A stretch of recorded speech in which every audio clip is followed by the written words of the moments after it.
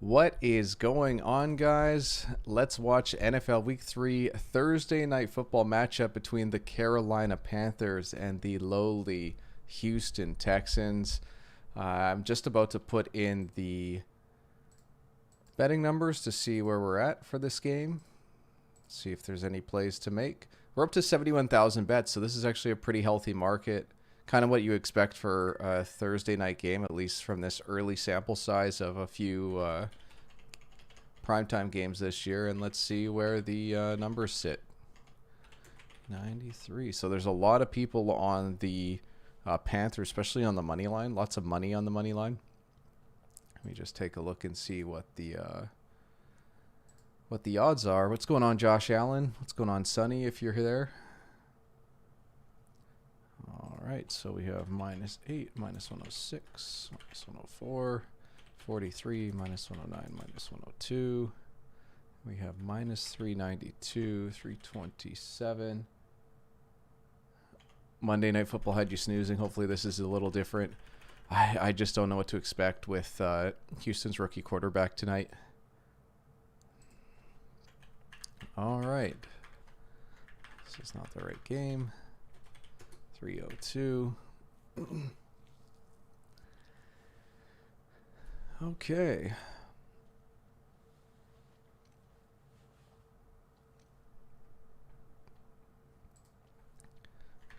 You know what? It's kind of looking like a no bet game as of now.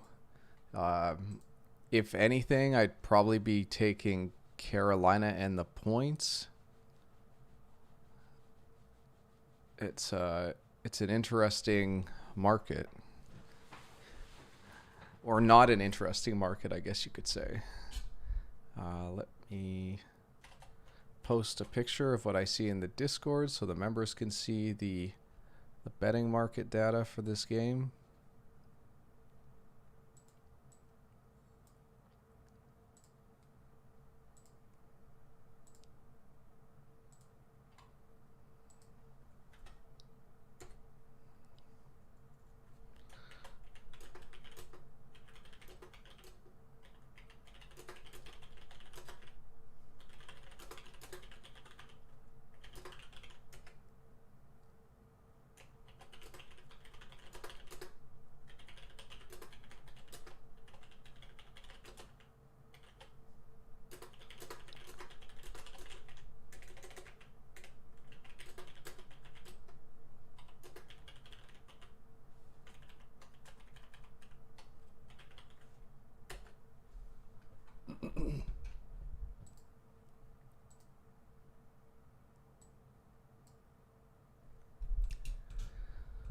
All right, well, that's done. It's 5:01. I'm sure Fat Guy will be joining us shortly. And yeah, there's just not much to say. There's 72% of bets are on Carolina, which shows it doesn't really show too much. There's actually not very many. The sample size is very small. There's only been 13 instances where the home team is getting 28% or less bets. What's going on, Eddie? Oh, I appreciate it. That's really nice of you to say. And then for spread percentage of money, this is where it gets interesting because 44% of the money is on the Panthers at -8, -106. And it's got a 60% win rate with 101 games played. I know in the Discord I said I'm kind of shying away, but I don't know. I don't know. Yeah, Zaps, I'm just taking a look at that right now. And it's actually... from my research telling me to go Carolina, mostly because of the spread percentage of money. I could even update it to whatever's most current.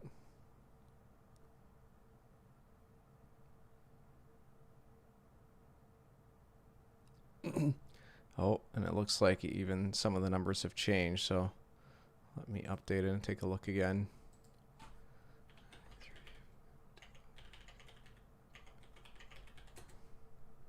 We'll see what it says.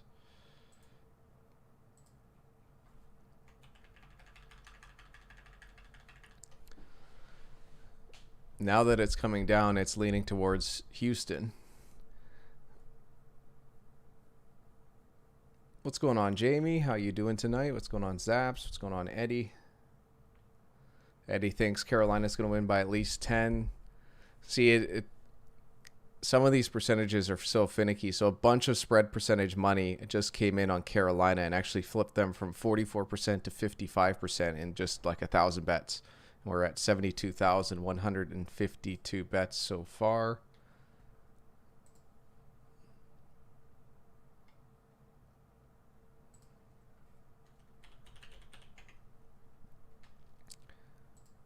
So now I'm leaning towards a Houston against the spread play.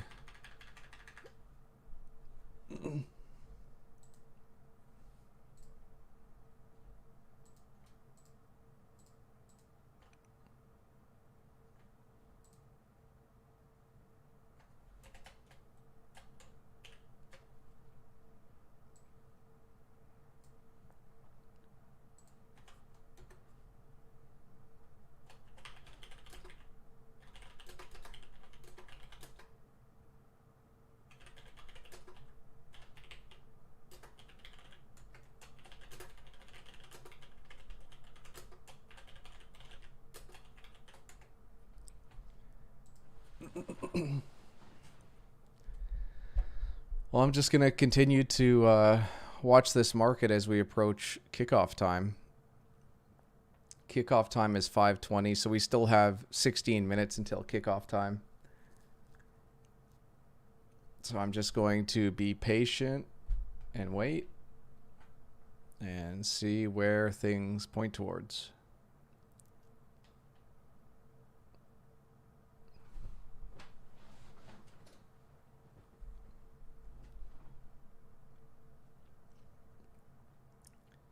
Does anybody know anything about this rookie quarterback? What's his name? Davis Mills?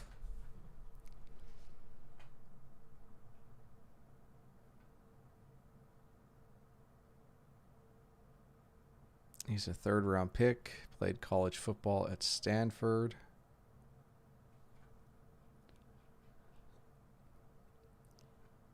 It's like silly for me to ask, was he any good at Stanford? I'm sure he was.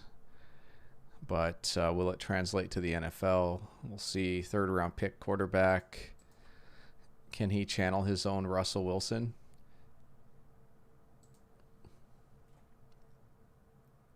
Yeah, Zaps, you don't watch or didn't watch him play.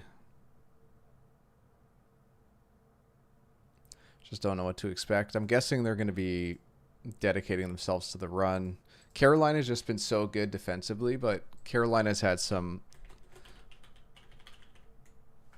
I want to say, some softball games. Let's see, what did they played the Jets and the Saints. Yeah, the Saints isn't, the Jets is to be expected. The Saints is a little bit more impressive.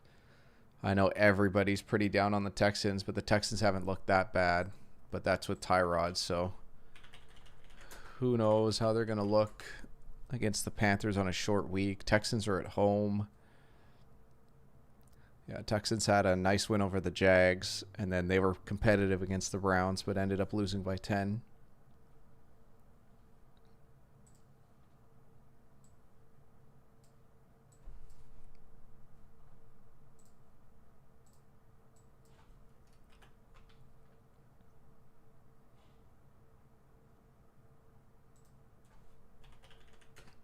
And here we go. We got Fat Guy.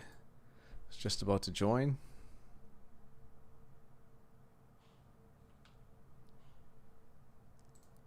What's going on, Fat Guy? Oh, hello.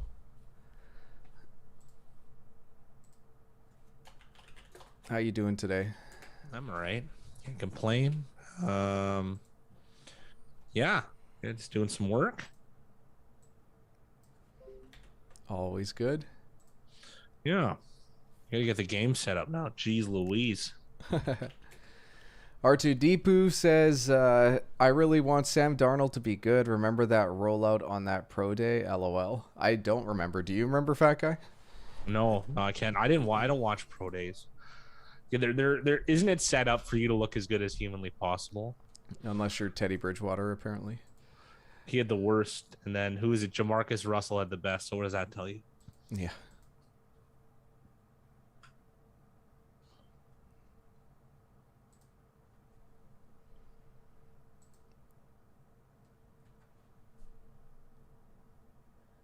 Oh. Well, Oh. I can turn us up. Yeah, that's not a problem. Fat guy, you don't have to worry about your side. You keep yours where it is, and I can turn you up on my side. Does that sound better now? I feel like I might be peaking a bit, but we'll see.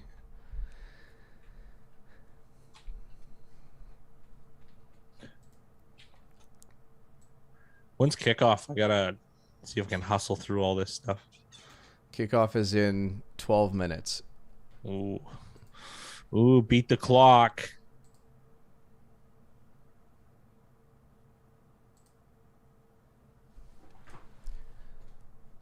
Just been messing with import range function on Google Sheets. It works really well, actually. Nice. Trying to get all my business on one sheet. Yeah, I feel like pretty much every sheet I make, I have to remake, and every time it gets a little better. And then you're like, oh, I wish I did this. It's tough, right? It takes reps. I've seen some interesting stuff during the week, and one of the interesting things is, I guess, like, chatting about Pro Football Focus, and just like, how serious can you take Pro Football Focus at this point? Like, you can't. It's an interesting thing, right? Because it's so, like, I don't know if there's anything better, but at the same time, I don't know if you can glean anything from what they do. I think, like, I know it's a small sample size, and probably a bunch of quarterbacks have played about 140 plays, like 70 plays a game type of thing. And they had Mahomes rated like as an average quarterback through the first 2 games. And stuff like that, it makes it hard, right? It makes it hard to like understand what it is that they're doing on each play and how they're ranking and all that stuff. Well, I'd throw out the player evaluation there, like, you know, as a predictive measure. Like, yeah, they got it wrong on Mahomes. So did 11 other franchises or 9 other franchises. But how about they had a feature called Green Book, and it was a against the spread system, and I believe they shut it down. Like, you probably would have made money fading it, I would imagine. So, like, that should be it. Is it's information, but it's not predictive. And even if it could be possibly, but they don't know how yet, right? So, like, it's not there. You know what I mean? Like, they have Matt Milano as the best inside linebacker right now. Like, I don't know. Like, you know, having 2 games, does that make you better than Devin White? Or, you know, we had this discussion last week. I don't know why I just did that. They're unrealistic with a lot of their grading systems. It just doesn't translate, right? Just because a guy didn't do his assignment as well doesn't mean that he's not more or less beneficial than somebody else. And how do you quantify that too? Here's another thing too. They believe that cornerbacks and receivers are the way to build a team. I mean, Yeah. We know that to be quantifiably completely untrue. It's the worst way of building a team, really. Right? Yeah, I guess what made it so interesting is they showed the like the EPA or EPY or whatever it's called per play, and compared that to the ratings from PFF, and like there was quite the range between, you know, where EPA had it and where PFF had it, which was interesting. Like, and like, I know EPA or whatever has been used to more accurately predict games than PFF has. So it was an interesting thing to look at, because it's like, I know a lot of people or a lot of places like to refer to PFF and use that as kind of the metric. But I don't know. It's just hard. I know I invested in it for a couple of seasons to look into it. I don't anymore. And that probably tells me all I need to do, because I'm not using my dollars to support it anymore, to use it as a valuable tool. The other thing I wanted to talk about. Yeah. The other thing I saw that was interesting was there's a tweet, and it showed all the running backs, and I forget what the chart was showing. exactly on the one side, but on the other side, it was showing when facing 8 men in a box. And Derrick Henry was like by far like way above everybody else. It's kind of hard to argue at this point that he's not the best running back. Like I'm watching Christian McCaffrey stuff as we talk about it, but it's just the guy's been so dominant at the position. Like, but it should be about win probability added, right? Like, you could argue that 5 guys are combined are better than Christian McCaffrey. You know what I mean? And then you could do a cost benefit analysis, all that stuff. It's does Henry give you the best chance of winning? I would say no, probably, right? Like, I think Henry in conjunction with someone else, perhaps, right? yeah. Because he doesn't even play third down really, right? Like, he plays what, 30% of third downs, 40%, something like that. That's not for me to call him that. Like, is he the best runner? You know what I mean? Is he the most exciting to That's watch? a good way of putting it. Sure, Yeah. we could agree with that, right? And the best runner is really him, and then probably Nick Chubb. You know, and Chubb has a lot of, like, you know, they're inside the tackle running. He's probably better than Henry but Henry's bounce to the outside runs are so much better, right? You can cut it up and slice data any which way you want to tell your story. But as far as win probability added, that should be the one number that matters, right? Mm-hmm. How much does this player help your team win? And would I say it's Henry? No. And we like Henry. It's our favorite guy to watch. You know what I mean? But it would be dishonest to just say, "Oh, he's the best running back." You know, you'd have to probably say McCaffrey or Cook because of that flexibility, right? Like, because they're so dangerous, and they also they create situations that are better for their teammates, which is, you know what I mean? It is the case for Henry as well, but I mean, it's less dynamic. But then at the same time, then if you factor in dollars spent so that the teammates aren't as good, all that stuff, it's, we don't have the answer, but like, it's a more complicated problem. I came across that last night when I was making my how to win a bar pool. The second one video is like, even the problems you think you have solved are smaller. They just they expand into these giant problems. That's why handicapping is so hard. Think about it. You have 22 moving pieces, 45 on a roster, with an abundance of coaches and philosophies and decision making that's bad and good and dynamic. It's, you know, that's why we're not really that good at it. Let's be honest. Us as a whole, robots are pushing us in that direction, but it's tough. And the maybe the math is there, but then the inputs aren't. You know, we're not good at assessing. I've kind of enjoyed tennis as of late because it's, you know, one court, one type of balls, and 2 players. That's it. Like, the handicapping ceiling, I guess, is it's easier to scratch. You know, whereas NFL, I mean, can you think of anything more difficult? That's why, here's a good example. That's why even though NFL is the bread and butter of sports books, they still have, generally speaking, not in all cases, you pay more juice for NFL than you do for baseball, because baseball is largely figured out, I would say. Because I think most pros lose betting baseball. So at least in every podcast I've listened to, I haven't heard someone like say that they crush baseball. Yeah. You know, especially closing line baseball. I don't think that happens late season. Probably doesn't. Probably not possible. And that's with the thinnest of margins. So, I mean, yeah. Sorry, I always get on a tangent, and it always ends negatively. But I mean, that's our channel. Tell the truth, right? What's going on, Jackson? I'm just looking at the NFL betting market information as this game approaches kickoff. Honestly, I don't think I'm making any plays in this game. There's just really not a ton of value anywhere that I see.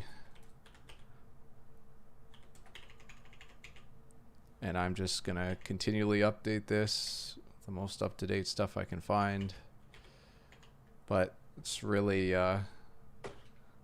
there's just not a lot here. And what's interesting, too, is even stuff is, like, flipped back and forth.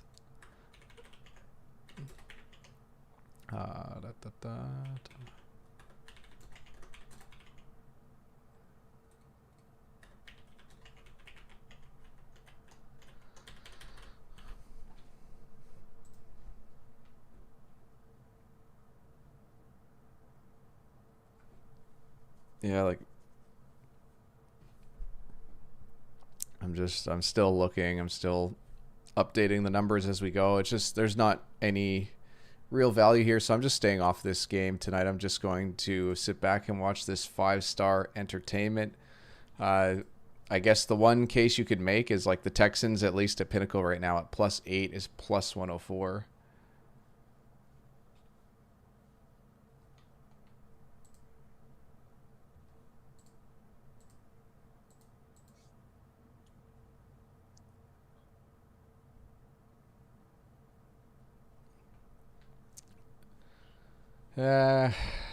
I think just because of this price being +104, I am gonna take the Texans at +8.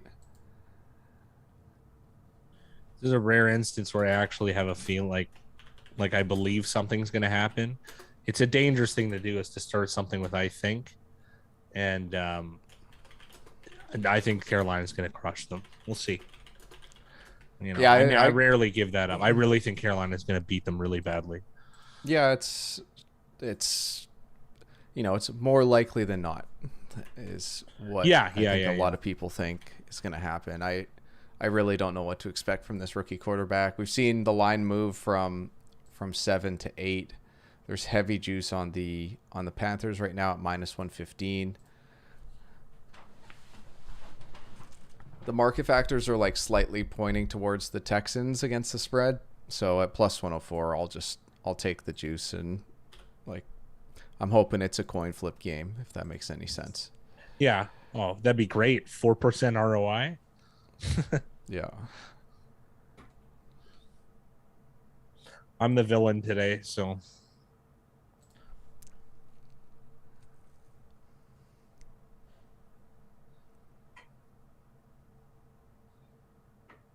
you guys just leave an AA meeting or what? They're looking handsome as always.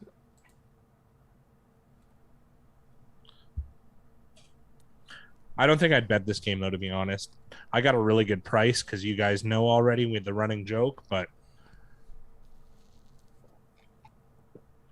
Josh Allen got the +8.5, so he gets the if there's a push win of 8, then he's gonna get that win. I like 8. 8's a good number. I'd be happy with that number.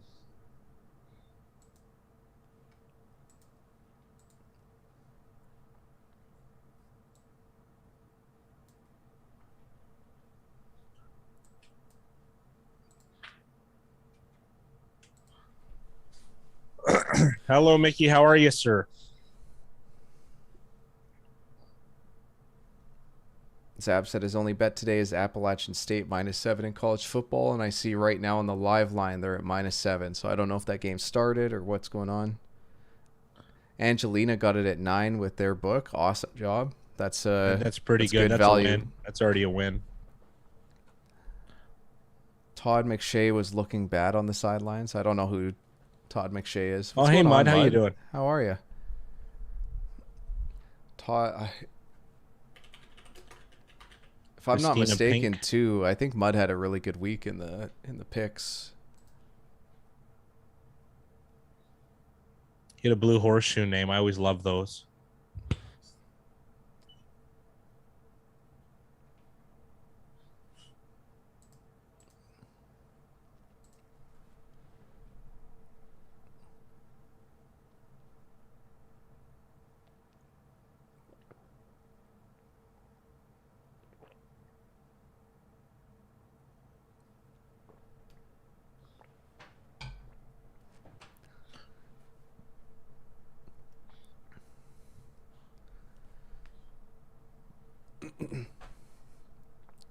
Well, sorry to hear, Mud. I don't know if way too busy in a good way or way too busy in a bad way. Oh, Todd McShay did a lot with the NFL draft.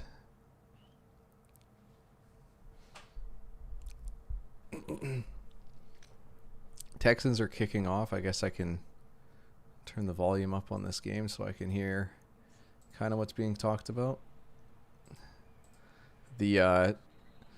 In fact, I know it's not been your thing the last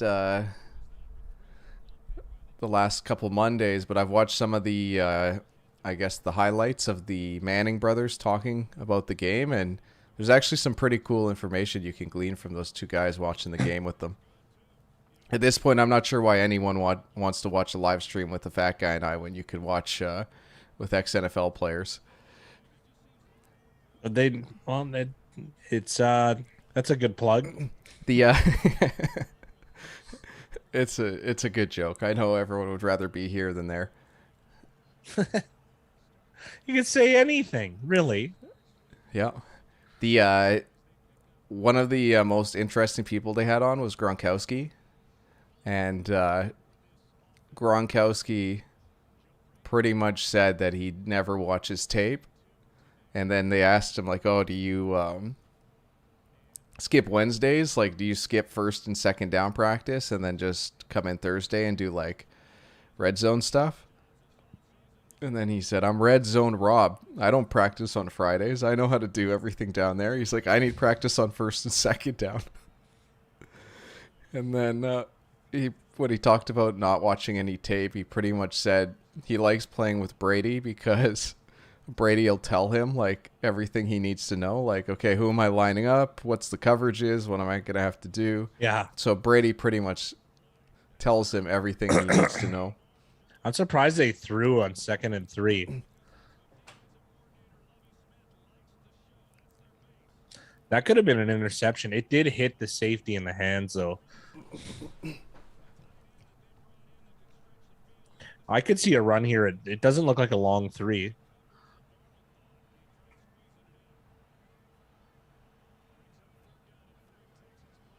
You have to have the feeling, too, that the Panthers probably feel like they can take their time in this game, at least to start out. A lot of contact on that play. But nice coverage if they're not going to throw the flag.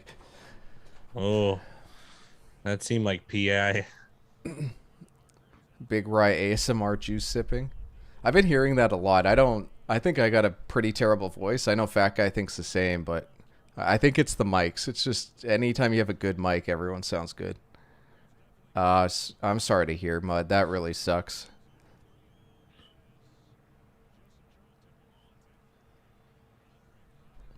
Yeah, Mickey said bad play calling to start off this game. I don't know. Why wouldn't you run? Like, I don't know, 2nd and 3. Like, get the first down. Like, that should be the goal. I don't know. You and I always differ from everyone else. That was a terrible punt. I pretty much think that you should default to running the ball until the other team proves they can stop you. No, I think be dynamic. You know what I mean? But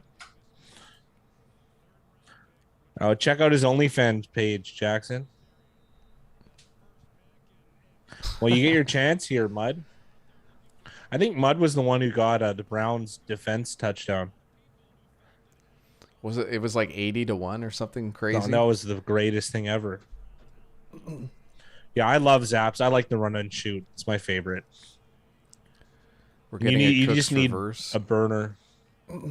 I just realized I didn't look at setting my fantasy lineup, so I don't know if I have Cooks in or not. I don't think I do. I do in one league, so. Well, hopefully a nice night for Brandon Cooks. That was a fun game, Mud. Glad you could join us that day. That was awesome.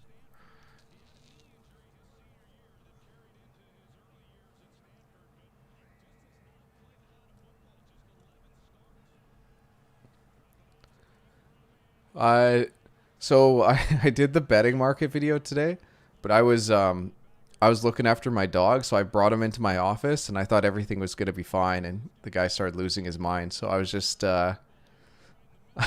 off. I also wore my hat. I look like a homeless person right now. I don't shower. I don't change my clothes. It's really good. You didn't have to tell the shower part there, champ, but it's pretty obvious. You can see. There's a real shine going over here. Nice play by the DN there, breaking that up. Is that Burns? 53. he's pretty good. Ryan Burns is a pretty good player. Yeah, R2 talking about The ref said, "Let's just say that." Yeah, that's pretty bad. Jackson would definitely subscribe to my ASMR channel. That's good to know.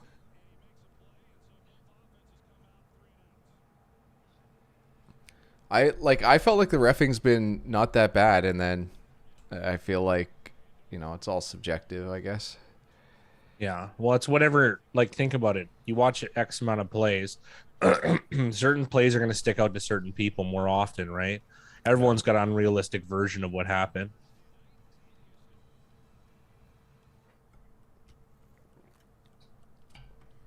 I'm fine with like the human error of refs. I really don't understand when we get to do like the challenges and then they don't, like, everyone's like, "Oh, that's obviously this," and then they don't call it. That's the part I don't understand. You know, I think about challenges. It shouldn't be up to the ref. It should be an arbiter. You know what I mean? Yeah. Because like that would take away like I guess like what's the term? This decision nepotism, like where you have to you have to agree you made a mistake. But I think that's what they do, right? They have like Terry McCauley and some other guy in New York look at the call and make the call and then relay it back to the referees. I thought think the ref did. I know they used to take the ref under the hood, but I feel like I haven't seen like ref under the hood. I don't know. Well, there was no challenges last week, so how about that? There you Week go. 2, 17 or 16 games. They didn't add 2 more teams. Yeah, Mickey. I think I have the flu or a cold or something. It's been pretty mild though, so just a sore throat more or less. It's congestion when I sleep. Um, Realistically, it been beating it with vitamins and I ate pretty good and light, which is lost a couple pounds since it's happened. Which I think it started on Sunday, so I had a tickle or whatever. So it should be done by the end of the week, I would think. So I'm also a vampire on the weekend, so that can't help. It probably runs my system down a little bit. So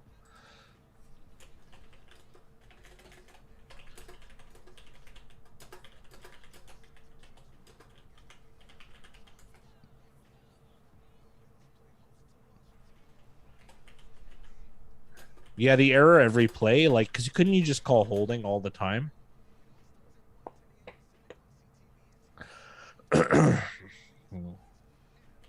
Like I don't like you could find holding every play, I would imagine.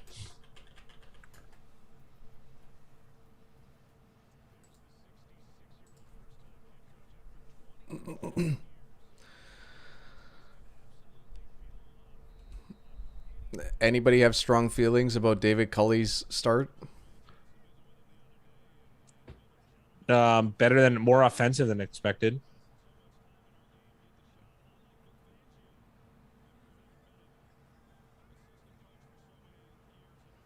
Looks like Darnold making an audible at the line. Possibly Jackson, but not under his regular name. Possibly a pseudonym.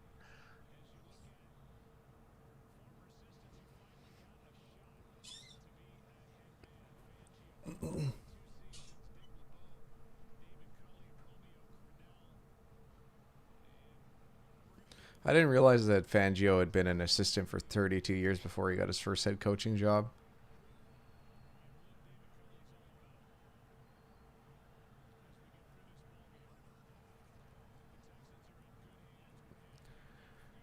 I wasn't sure about Fangio, but they've started off so strong this year. It's really nice to see. Well, when the defensive guys just admit, like, okay, we don't like we're not the greatest, and I'm not the greatest offensive mind, and they kind of like, do you know what I mean? Relinquish control. It usually becomes a nice blend, right? Yeah. So, I mean, Harbaugh realistically just manages the game, not offense or defense.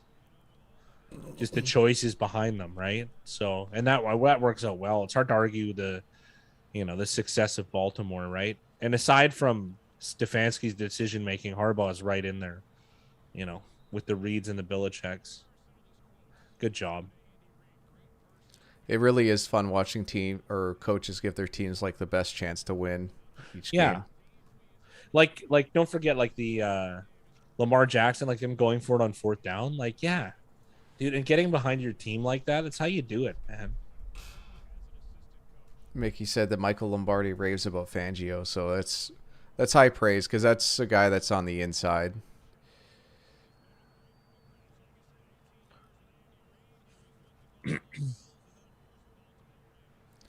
Oh, nice design play here by Carolina, and really, really well done by that. I can't tell if that's a corner or linebacker, 48, probably a linebacker. The veteran play. Thomas.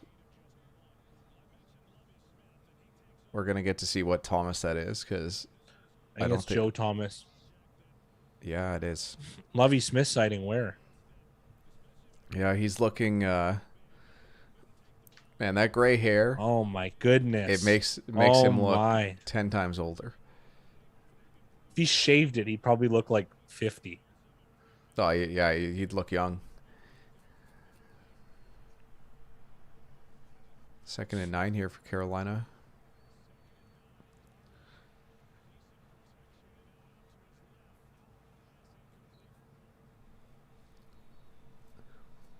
Darnold held on to the ball too long there. He panicked, and he didn't need to because the offensive line actually did an excellent job. In fact, I guess a key guy that I want to watch is Cameron Irving's playing left tackle right now for the Carolina Panthers, and I didn't think that was going to be good. He did well in that play, but he's going up against somebody named Walker. So 3rd and 9 here for Carolina. Number 2, drop that. I think that's DJ Moore wearing number 2. Darnold again. But DJ Moore makes the catch this time around. If Darnold has this much time to throw, he's going to get it done like he did on that play. Anybody would. But he gets the happy feet in there too, so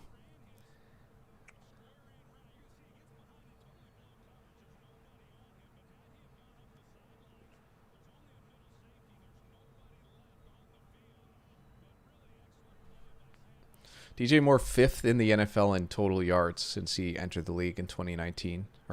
I don't know if that's when he entered, but since 2019. Nice bootleg there. They pick up the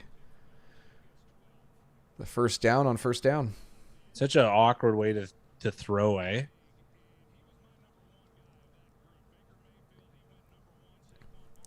Yeah, Lovie Smith is I feel like he's coaxing some young bucks into some fights.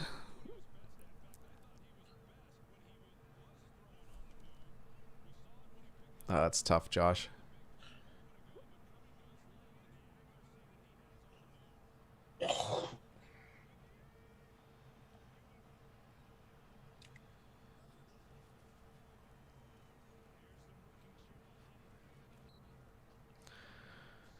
A rare carry for someone in that backfield that's not named McCaffrey. Is that Reggie Bonifon? I think it's probably Chuba Hubbard. Chuba Hubbard, yeah. Oh, they cut Reggie Bonifon. Right. Canadian Chuba Hubbard.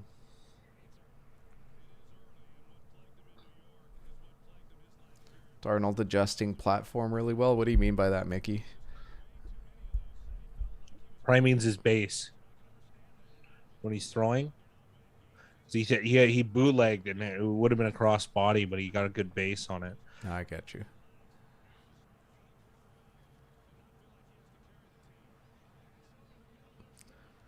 Oh, man, Jackson, that would have been huge. Huge.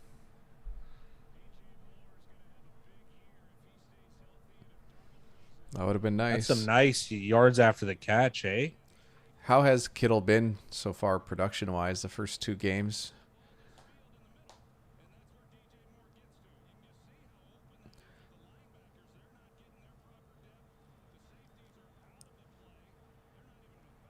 Like, I think I just say this whenever I see completions, but I just don't know how you can play zone in NFL.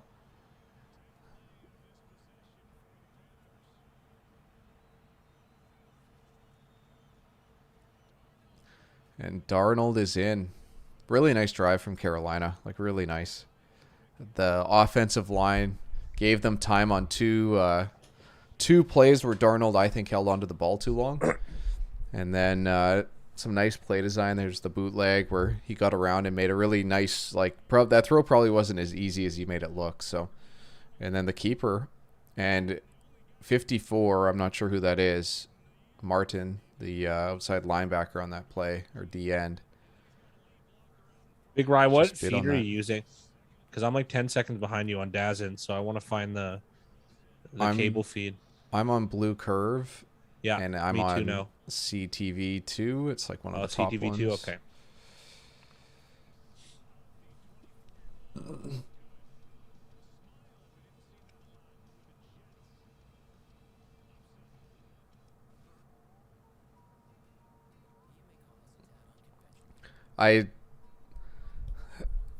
This is like, this is not going to be a true thing to say, but I really do think at the I'll come back a bit.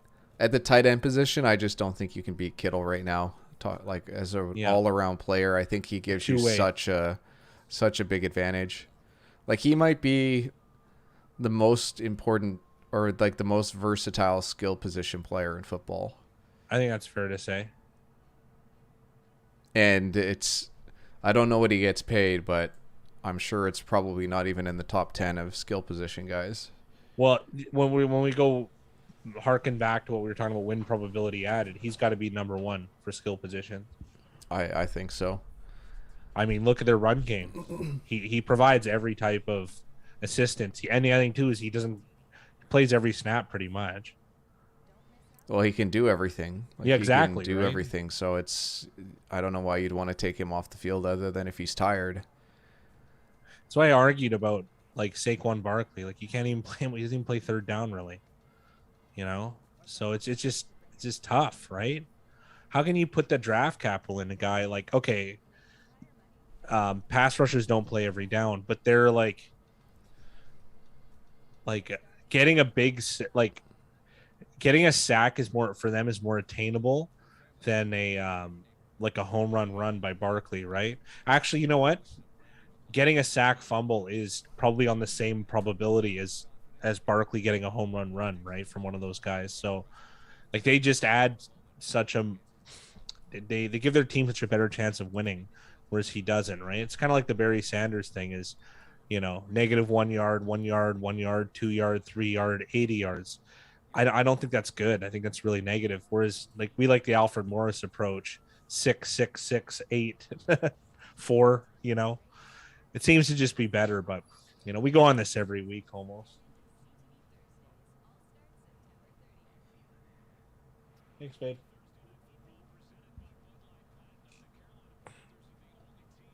Well, I almost dumped that on the keyboard. That would have been fun.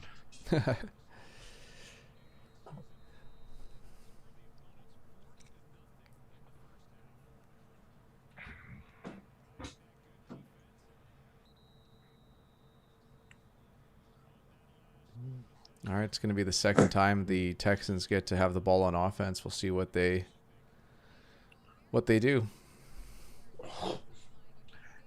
The bookends of this O-line seem to be okay. Laramie Tunsil and Titus Howard, that's not like the worst. Taylor's on IR too, so Mills is going to be playing for a few weeks here, barring an injury or terrible play. Really nice run from Ingram. He get touched? He must have. Yeah, well, I don't know if get them going is the term, but I think it's more like roll the dice, right? And just hope, like, the probabilities, do you know what I mean? Like, they hit one of those. It's a bit like rolling a roulette wheel, right? And picking just a few numbers. Like, it's unlikely to get there, right? So, whereas the other one, I just think sustainability also gives you a better chance on third down because, like, with the way Barkley runs, it's like, you know what I mean? 3rd and 7, or he's got 40 yards, right? So, I'd rather have the 3rd and 2 and 3rd and 3, right? I think it's just so much more attainable. And, like, the 4th down, going for it on 4th down with those types of guys. It's ironic because I think It's more so running style with him because Derrick Henry has the same type of thing where he'll have, 1, 1, 2, 1, and there's always like this highlight, always got 13 carries and 23 yards. So they've really kept him in check, and then all of a sudden he puts up 2 long runs. But at least, Henry, for the most part, like he likes to bounce stuff outside, but he's usually going north-south and taking what's blocked for him. That was a great run. See, this is kind of what I expect from Houston. I don't know what this flag is on this play, but like a lot of north-south running. And they've got 3 guys that can really get it done. But this is like a killer, right? 1st and 20. In theory. Tight end Pharaoh Brown with the holding call. Oh, I don't know about that. That's garbage. He pancaked the guy.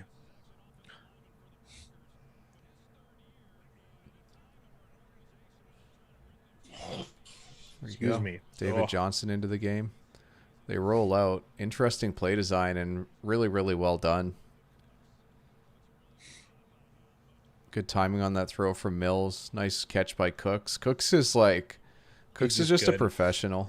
Yeah, that's like, how can you play on this many teams and be this consistent?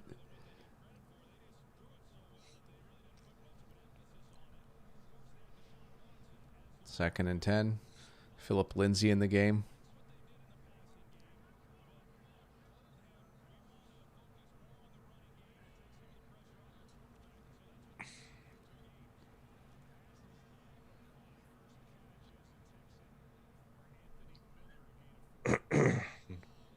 I'm not sure who that is, number 3 on the Texans. Anthony Miller, formerly of the Browns.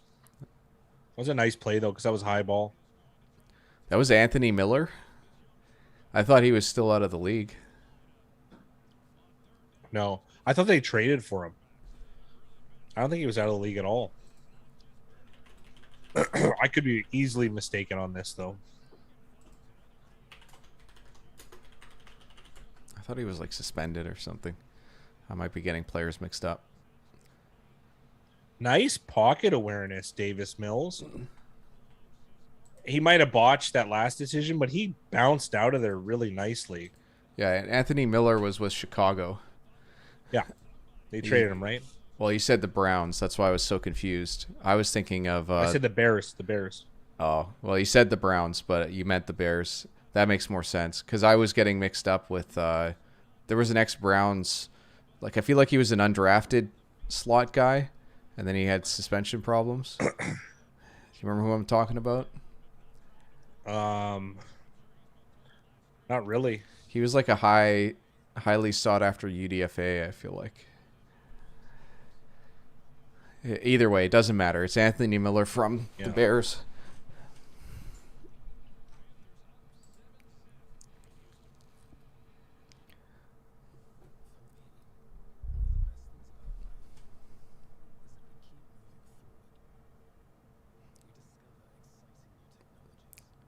Well, that drive was going well for Houston until that holding call, and they did their best to make it through it. It's that was just a weird rollout play for, like, Mills had good pocket awareness, and he probably could have taken off a little bit earlier. I felt like his the receiver there needed to make a block for him though to get it.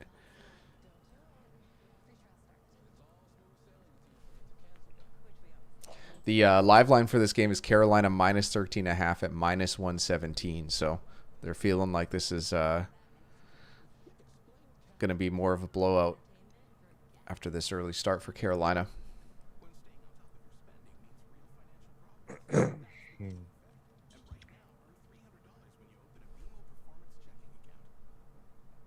me 1 sec.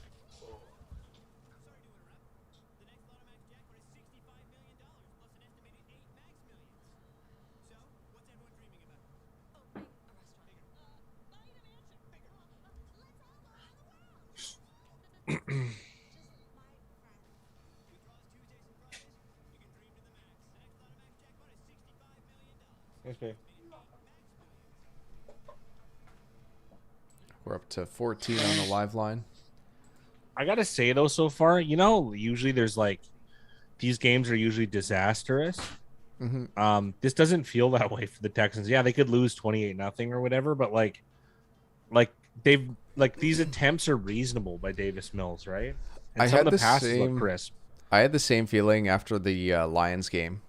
Like the Lions ended up losing by 18, but like they were very competent the entire game. It was like there was a couple like fourth down type plays where if things went the other way, like that would have been a close game. And Yeah, because like there's a talent gap. We know it. They obviously are aware to a point, you know. and they like they were showing some of the Rodgers plays Oh my like he goodness. was so good too. And And he it's like barely he threw in the first couple drives. yeah. That pass to Tanyan was such an FU to everybody. Holy, was it good. Nice play, 24 and 54.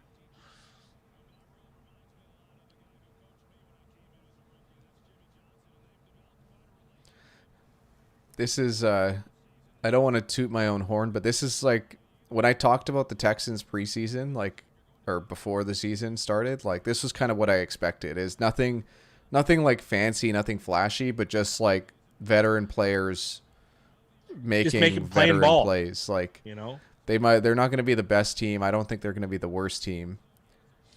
And like they still could lose this game by 35 points, but Oh, we are in Canada.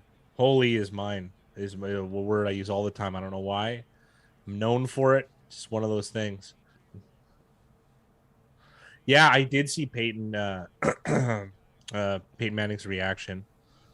And he knew like that was a dot, like that was a serious play.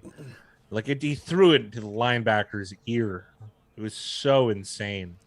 Like it'd no, be everyone's open. it'd be weird, right? Because it's Peyton Manning's watched a ton of tape, and you're watching this tape having to think like you have to be within the confines of like your skill set, and like that's probably one where Peyton goes, I would never throw that ball. So when you He get to never see could someone throw it, else, and that's Peyton Manning. He could never yeah, make that pass, and that's or he could. It'd be such a low probability, right? And that's same with Favre and the other ones. Like Favre's probably the most likely out of the Manning brothers. Peyton's the least likely probably out of the three of them to be able to complete that. But like they all know, like that's to have that confidence to just do that. It's pretty crazy, right? More than likely though, Favre would probably end up with an interception. Did you start DJ more than Josh? We started him this week, benched him last week. Okay. Yeah, he's got a lot of attention, that's for sure.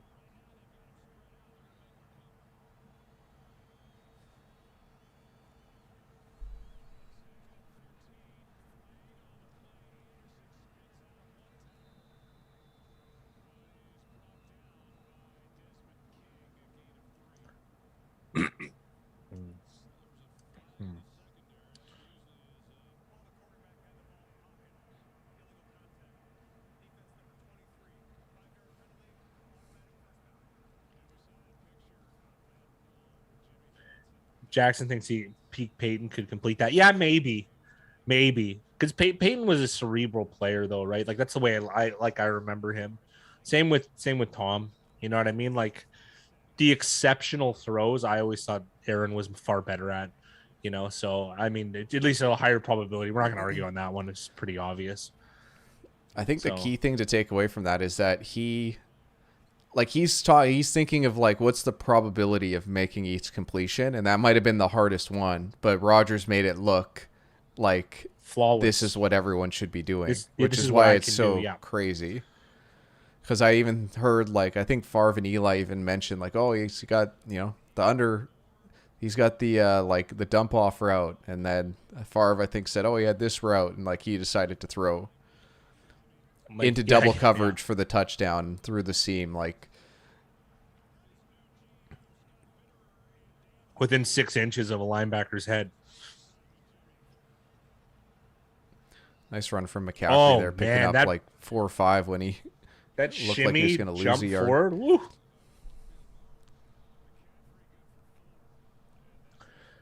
I don't know. deep you. Like it's I think it's doable with bad receivers. I mean, more or less, Rodgers has kind of had that his whole career, right? Like, not exactly like, there was Donald Driver for a short bit, and then Greg Jennings and Randall Cobb, I guess, and then Devontae Adams. But I mean, there were a lot of like Alan Lazard, Marquez Valdez Scantling, Equanimous St. Brown. Not exactly like murderers row. Deep poo. Okay. I Peyton Manning won a Super Bowl with maybe the worst physical gifts ever in the history of a professional quarterback. He couldn't run. He couldn't really throw the ball that far, but could he? He damn sure could read a play, and call a corresponding play to uh, uh, call a good counter to it. If he could read the defense, which he did, because they run the ball very efficiently in Denver. During his latter years. I Of course, remember they go ahead. I was gonna talk about Robbie Anderson. I just remember him being maybe the worst receiver, like playing meaningful snaps in football his first year with the Jets, but he really has made strides since then. But I don't remember what his catch rate was, but it was bad. It was low. He had a lot of drops. Like he was getting open, but he wasn't making those catches. Now he is. Now he's become a very consistent, very good receiver. And Denver only won the Super Bowl when they were a defensive juggernaut, not an offensive one. So, obviously it's a small sample, but it is what it is. Yeah, he's skinny, he's fast. I don't know, Deshaun Jackson. The height difference is huge. I think Deshaun Jackson's like 5'10", I think. Robbie Anderson's what, 6'3"? I could be way off, but I don't think so. I gotta look now. I'm too curious. Yeah, no signs of Dylan. He's been on his best behavior. He got a dressing down.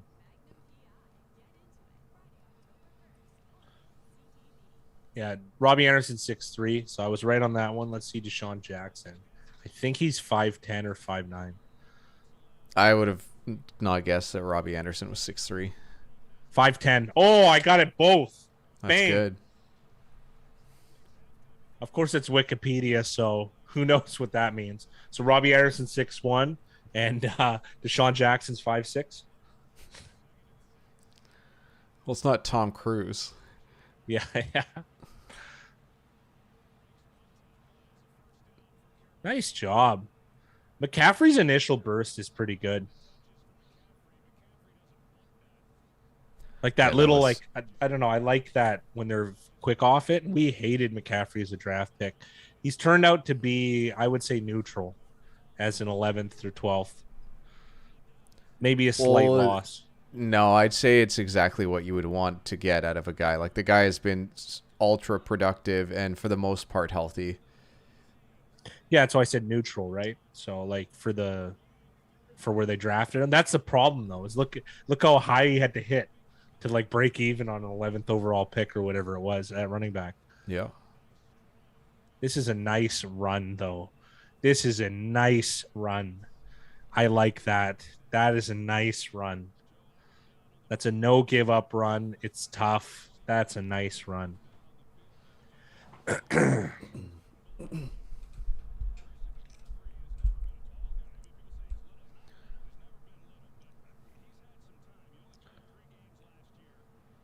McCaffrey getting more breathers than I remember.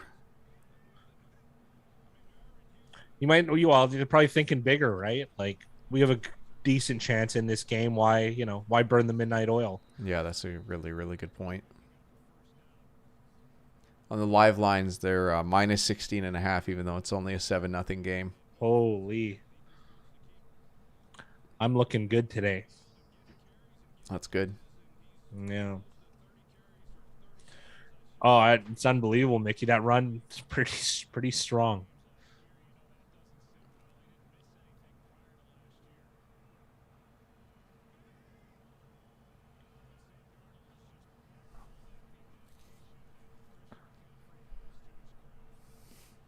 They just ran a quarterback sneak, right?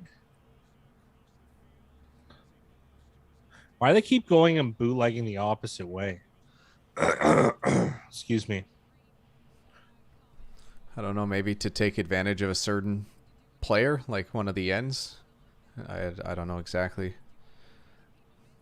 It just doesn't seem productive to have a right arm quarterback bootlegging to their left. But he threw an awesome ball on their first one, so Yeah, that one that was one a he little might have thrown tougher away under on pressure. purpose, but possible.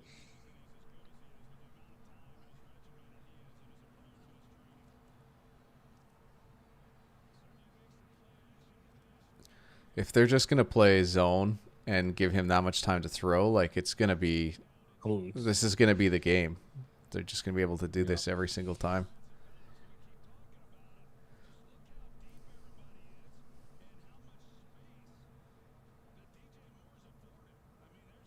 Because there's just such a huge gap between the linebackers and the Holy, secondary.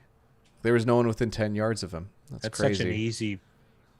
It's way too easy for NFL players. Yeah. Almost Moore's 100 tired. yards on six catches. The guys aren't lined up correctly on the top of the screen, but they got there. Apparently, there was a play last week with Deebo Samuel, and he lined up on the wrong side of the field, but they made it work.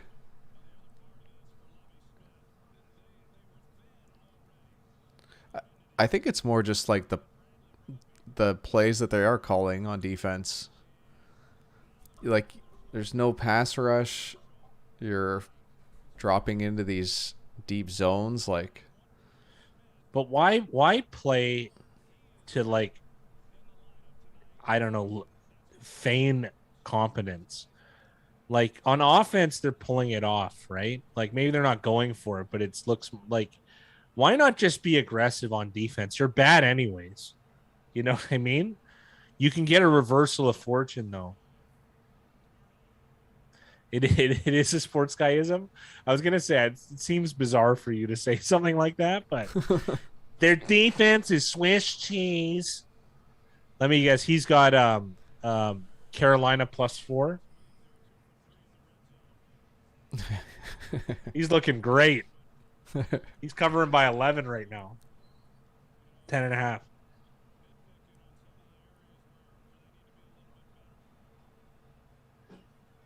He was railing on the Jaguars pretty good last one. They stink.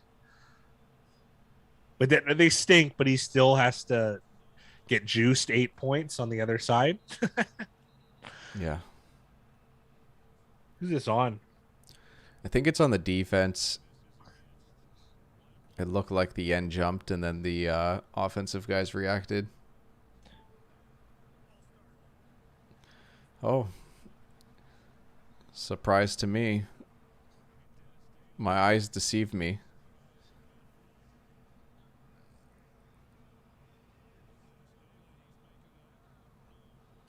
It was definitely. I don't know if anything you'd call it on the center, but That makes sense, Jax. Carolina -1. Yeah.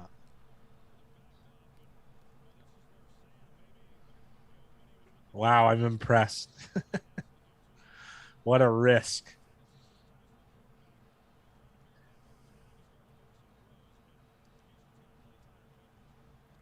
Five for flinching. I like that. so we've got a decision here for Carolina. Easiest decision in the world, but let's see what they do.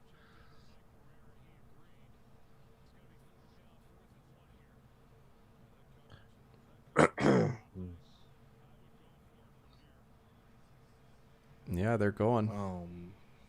Okay, They look good, in good. disarray. This is the stuff I don't like, though. This should be, you know what I mean? This is going to be close. And he ran in with force, but he's not heavy enough. They've marked them short if that yellow line's accurate. This is one of those ones where it's like, why is McCaffrey not in there? Like, that's what everyone's going to say. He looks too small, man, because he ran in with... Nah, he didn't get there. There's no way.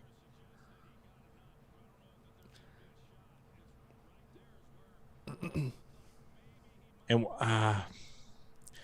Sam honestly should be running behind the running back, I think.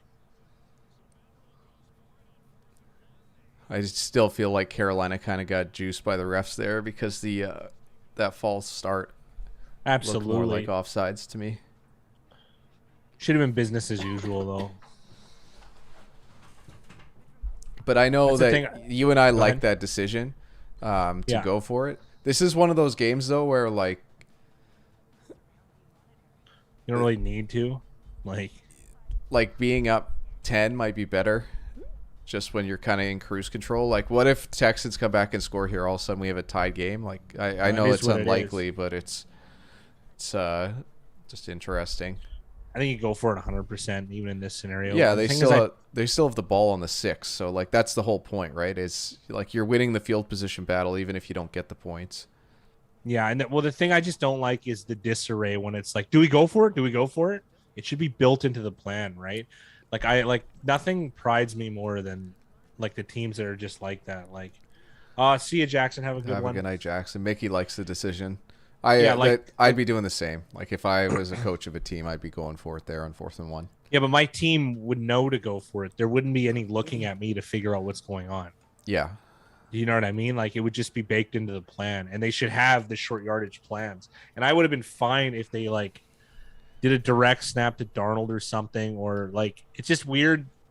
I guess because Hubbard's light, it kind of sucks, right? Like, you know, And this is where like to flip it on the Texan side, this is where they have if you have veteran defensive players out there, even if they're bad defensive players, like at least they have the awareness to line up and make a play. Because they tried to kind of like, they were in disarray, but they kind of tried to do that like by design, I feel like get to the line quick and get the ball off and try to get them unprepared. And it didn't look like it worked at all.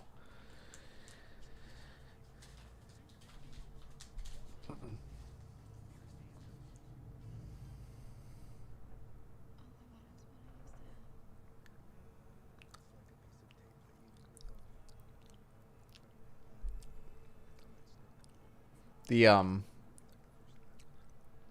didn't see what the win probability was before that snap, but they went from 16.5 only down to 13.5 point line swing, which isn't very much.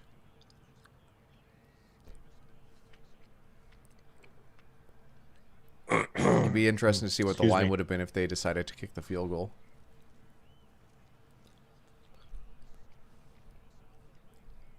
Oh my goodness, I think that's offside, but that was close.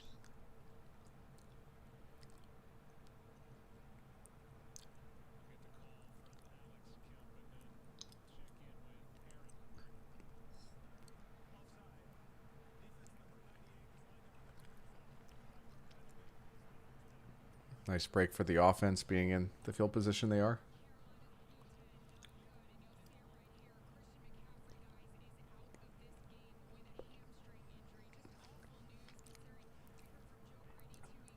Sounds like hamstring injury for McCaffrey. Yeah, he's out. They ruled him out already? Yeah, Wow. that's bad for fantasy number 1 picks. The that information, I'm guessing, just moved the line from 13.5 to 12.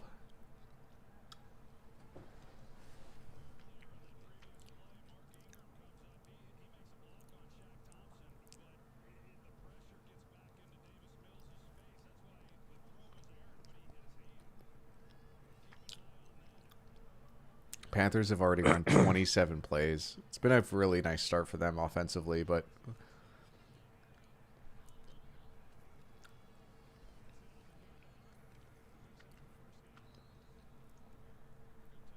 Perfect.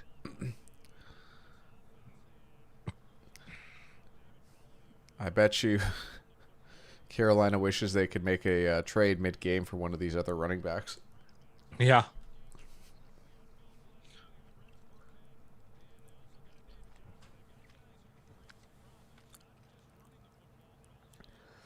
What's going on, Fear?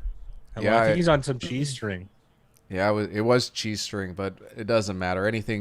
anything that size I'm sticking in my mouth is good to comment on. But Miss Shafir, hope you're doing well. What a play.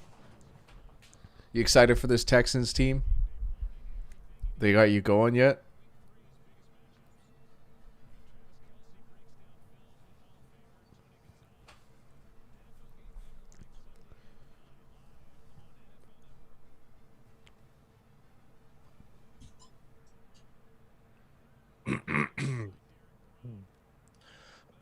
Excuse me. Excuse me. Holy. You sound like you could use some seltzer. Yeah, seltzer. The fun word to say. It's even funner to make. For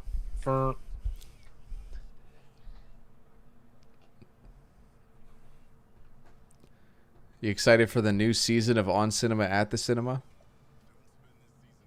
I'm a cinema head, so absolutely. I'm still trying to figure out what to do with my high points. I traded my Dogecoin for it.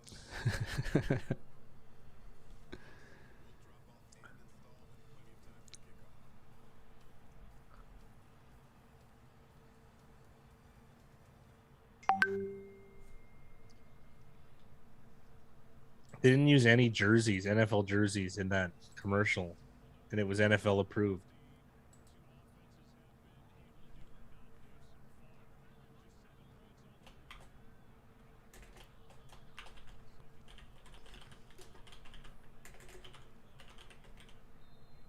False start.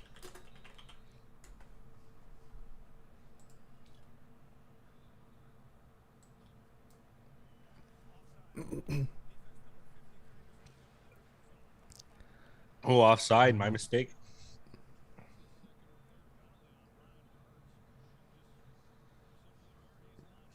Ryan Burns really trying to get after it.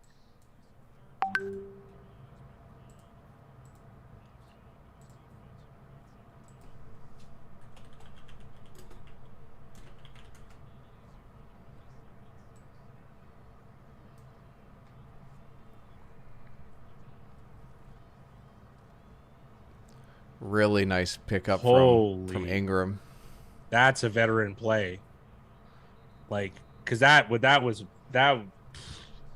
he was fired right in there. Shaq Thompson. Wow.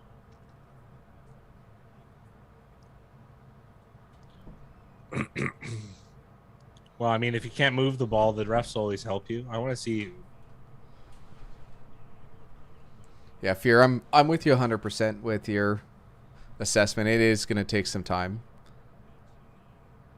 Yeah, really, really nice block from Ingram. That's as good as it gets from a running back. Pro block. And then he picked it up after the initial contact, too.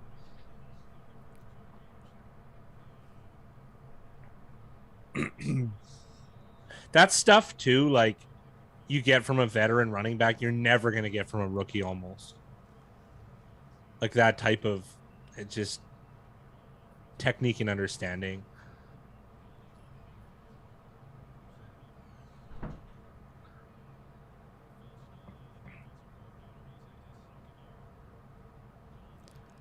That's why it's even more surprising that a team like Tampa Bay didn't do more to pick up like an experienced running back. Like a Mark Ingram, yeah. I guess they did get Bernard. Yeah, I mean, like, and Fournette by now is a veteran. Whether he's good at pass blocking, that's obvious he's not. So, it just, I don't know. And Ronald Jones, can he pass block? No, that's why I brought it up. I'm just thinking like Ingram's doing well to protect Mills here while Brady's getting lit up because Ronald Jones is missing blocks. It's just like, it's interesting to think about. Yeah, it is interesting. I'm trying to think, man. You might as well have Frank Gore out there then. You know what I mean? At 40 years old, that guy's not going to miss a block. He's going to lose get half a yard less per carry, but who cares? Protect the goods, right?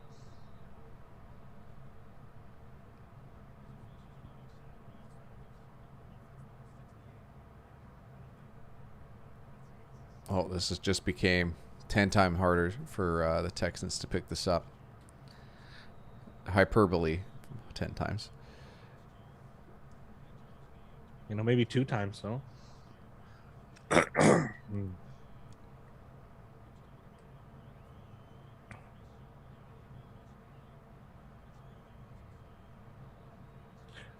Me too, Mickey.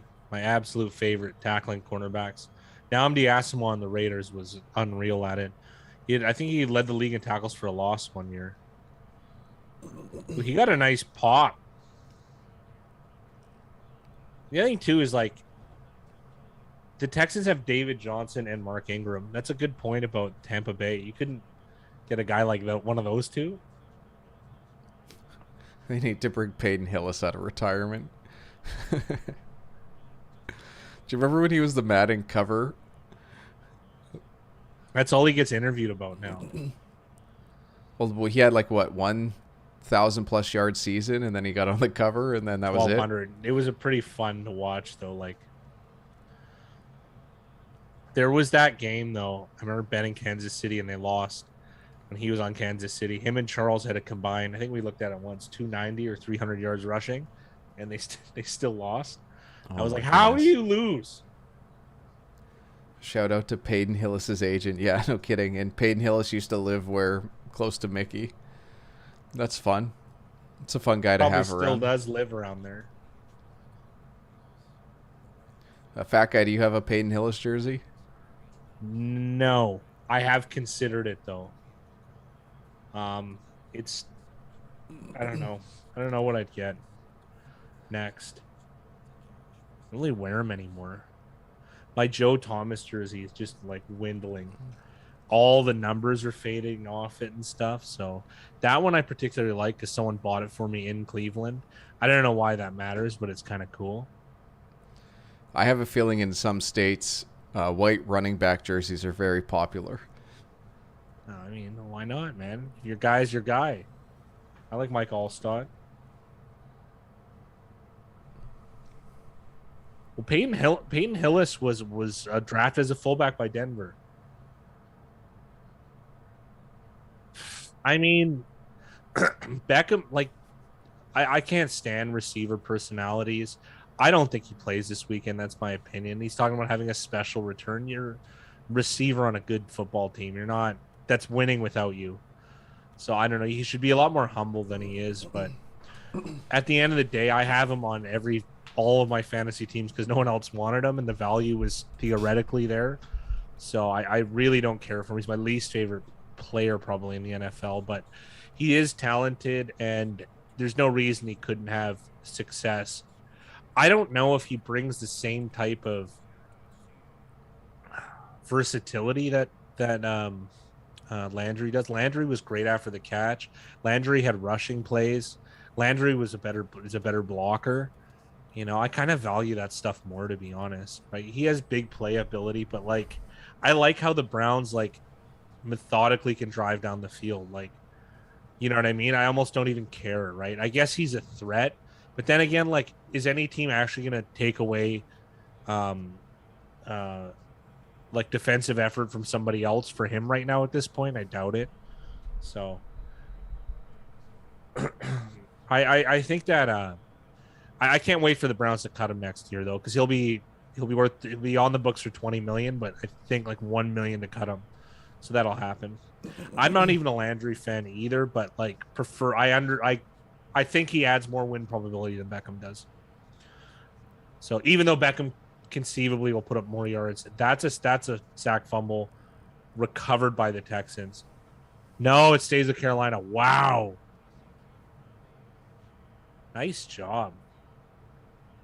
Really, I don't even know who this player is. Grenard. Yeah, really fortunate there for Carolina to fall on it. They had a tight end. They had 2 tight ends block that edge rusher.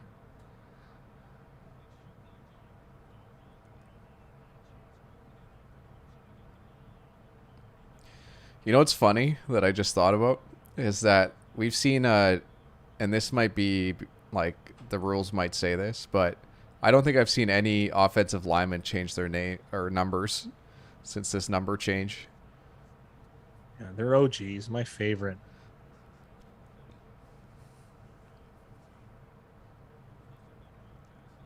I mean, I'm sure it's true, Deepu, but like, who cares? Like, I honestly, I want they cost the Browns $36 million a year. We could spend that money so many other places. You Like you know, said, play like action's not working. It worked well the first few drives, but maybe they've just gone, okay, we need to be aggressive and change up what they're doing because they were getting shredded before.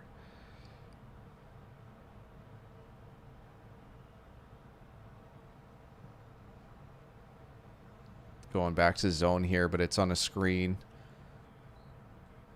And Houston's going to get the ball back. It's no, $36 million, Deepu. I like you could hire the best pass rusher in the you could sign the best pass rusher in the league and a tier 2 pass rusher for 36 million, which essentially the Browns already have that in, not that Myles Garrett's the best pass rusher, but he's up there, and Clowney's a tier 2 player. Like, it's but really good. It's still like you can add a guy to the rotation instantly. That's where I would put the money, and I'd probably sign an interior lineman. Like, just work on having the best D line in the league. You already have the best O line with the Browns, I would argue. Oh, just a wild. That punt was wild because the one of the guys blocking almost got pushed back into the punter. The punter was so lucky that he didn't just get roasted there. And then, is that Andre Roberts who dropped that? I think so. Oh my goodness! How old is he? Was he not in the Super Bowl? What, 11 years ago? 12 years ago? What is the call on Carolina? Ineligible downfield. This is a mucky game now. What?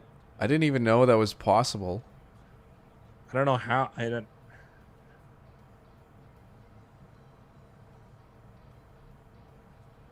Just this has been wild. Sorry, like I know the comment section's going off, but these last few plays have been pretty wild.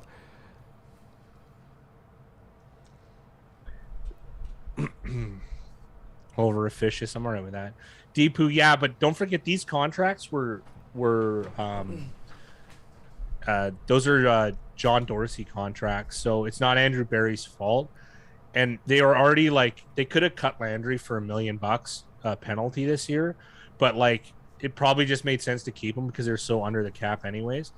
Browns are gonna have serious cap room next year though if they want. So I'm not sure who they're gonna have to re-sign, but I just think they're good. I want to bring up something kind of crazy here. The OU for this game, the live OU is 31 points. And the over is minus 102. So there's heavy juice on the under at minus 115.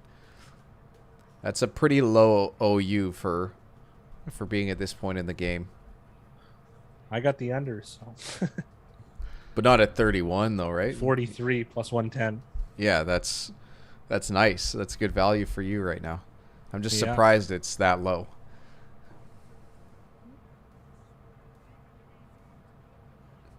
Yeah, fear. And the thing with like the Browns is that they've got the defense. They've got the like Mayfield is more than what they need at quarterback to get it done. They just need to keep building around him. I don't even care about like their running backs necessarily. Like, they're good. They're probably the best in the league. It's nice, but like I like the nuts and bolts more. I wouldn't bother signing a true receiving threat. Just draft, like, get some, like, maybe acquire more draft capital because you're gonna, like, it's hard to make the Browns right now, if that makes sense. They probably have the deepest roster in the league. Well, they're going to have the same thing that's been going on with the Steelers and the Ravens, is that they're going to end up losing some of these guys to like getting signed with other teams, and they're going to get those compensation picks. Yeah, I'm fine with dumping like 5 picks into wide receivers. You know what I mean? Like third round and higher or later. Mickey Hill praising you for the. I didn't pick it. I got lucky. So, you know, it's what I would have chosen. But one of my customers, that's what he wanted. So That's what he got. I'm certainly not going to dissuade him. You know me. I'm an under guy. Yeah, now down to 30.5. I don't know if that... are they showing McCaffrey going to the tent Yeah. earlier or again? Now he's walking to the back. 3:30 left in this game. It'd be really nice if the Texans could keep the ball until half, which is going to be asking a lot. Mills takes the sack Brian on Burns. this play.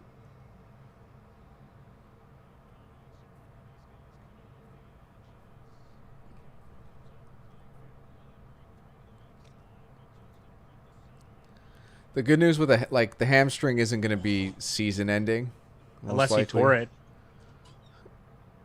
Yeah, Fat Guy brings up a good point. It's not good that they ruled him out so fast. That's not a good sign.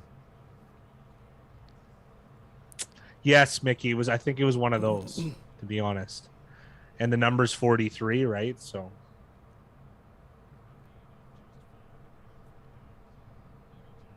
Oh, you didn't start Brandon Cooks, Big Rye, in our league. It's me versus you. Oh, okay. Well, that's good then.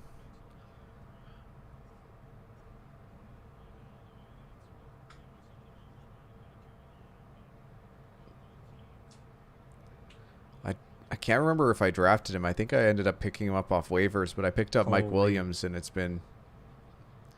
been good.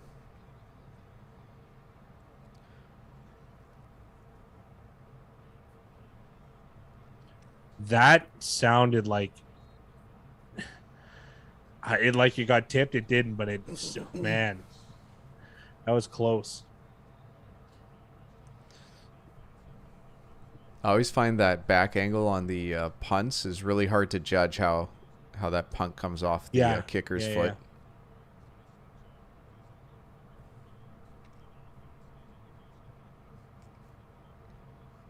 Yeah, Fear, I agree with you.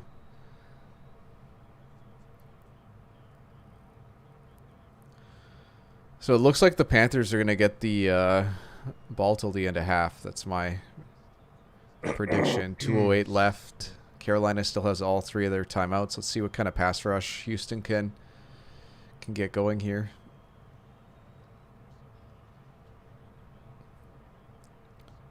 Well, skip forward for me. Me as well. Looks like an incompletion to Robbie Anderson. 2nd and 10, 2:03 left. Stand-up citizen Robbie Anderson. Why did he do some good things? That depends how you define good. Well, I just don't know. I don't know anything about him off the field, so.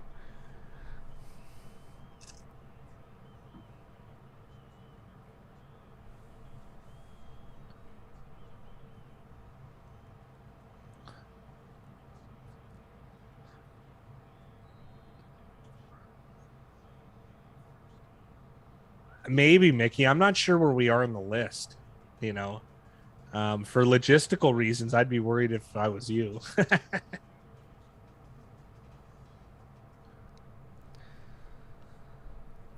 Fear's not a fan of the new number system. I don't like it either.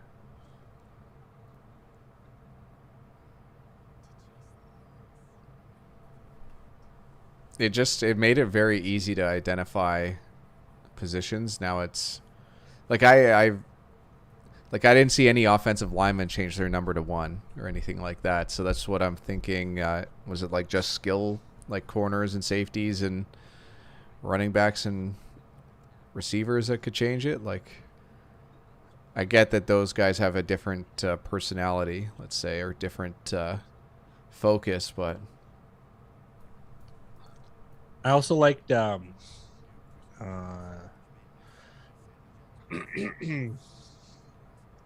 wait, CMC torn ACL Dunzo from the doc. I mean, a little early to say that, but that would be really bad if it was.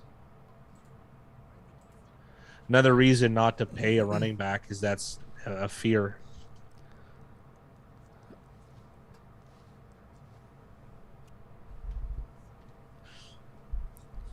I feel like because he's walking around on his own, I don't think it's a torn ACL. Like, I feel like tearing your ACL, it's going to be hard to stand on. I walked around on it, remember? Yeah, but like when you initially get hurt, like it's one of those ones where you might need a second to before you can get up Yeah, and yeah, start that's true. walking I was in around. shock too for a bit. So Yeah. Mickey thinks Achilles.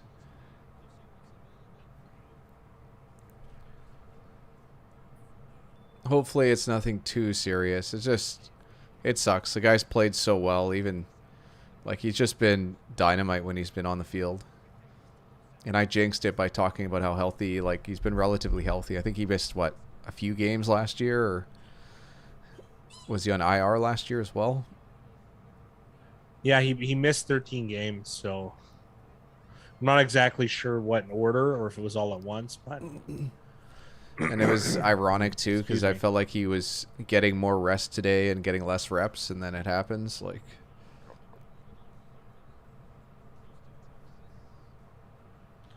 Yeah, it's too much to speculate though. I feel like we missed a down. These TV breaks have been egregious. no, it was like a tight end completion. Oh, it was? Yeah. Oh, it's 2-minute warning. They get to him Wow. here.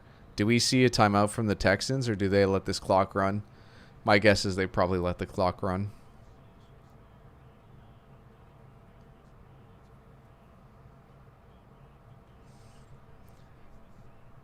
Do you remember who starts off with the ball? Um, I feel like Houston, I Houston. believe.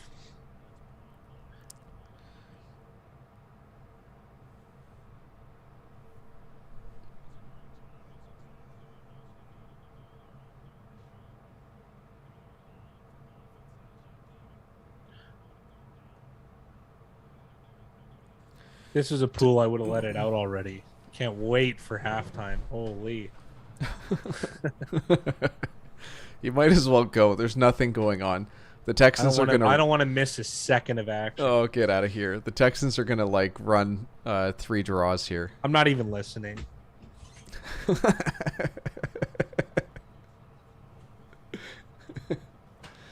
Thanks, Fear. Yeah, I couldn't remember.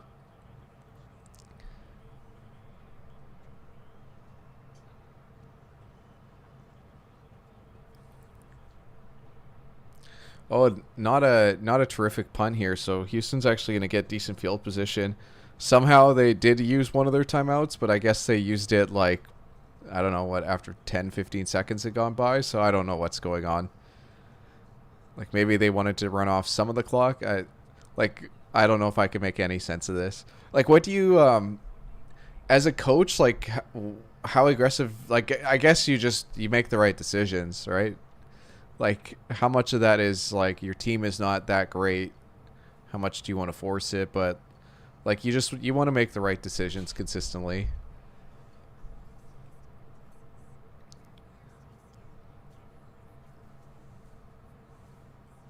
But like this clock should be at 150, one timeout.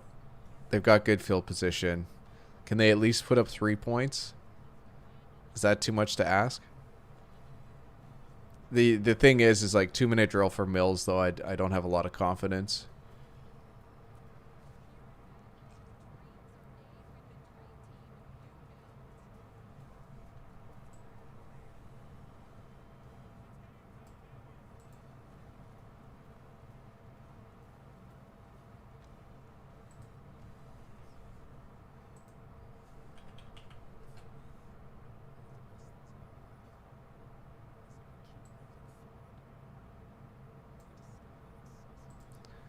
The live OU is down to 28. I just like how low can it go? Now it's 27 and a half.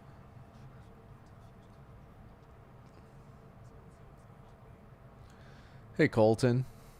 Colton's got the prayer hands going.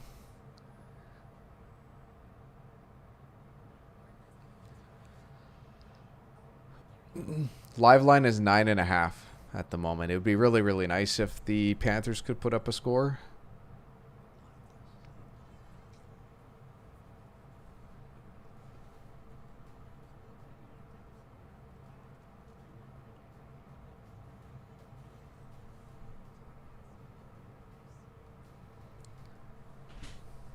I'm just hoping it's not serious news for CMC.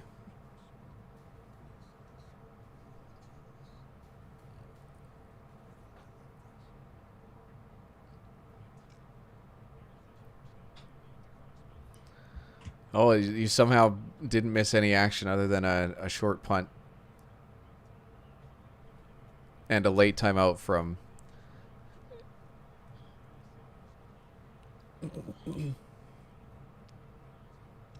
No, we got Colton in the house. A recent subscriber. Welcome. Well, recent member. I'm not sure yes. how long he's been subscribed for.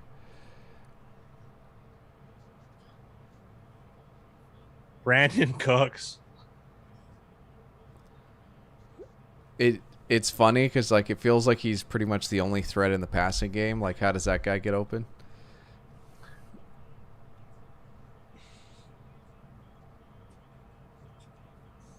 See, this is just a bozo play here. They're going hurry up pretty much. They still have 20 seconds left on the clock. The clock's not moving, and then they decide to run the ball.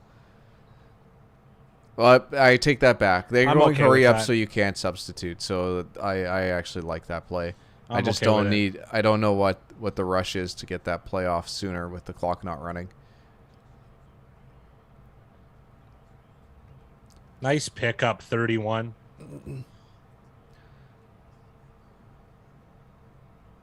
Interesting to see what they do here. It looks like they're not going to call a timeout, so they've got a play ready to go. They're going to... okay. This has got to be tough between the coordinator and the quarterback. Like,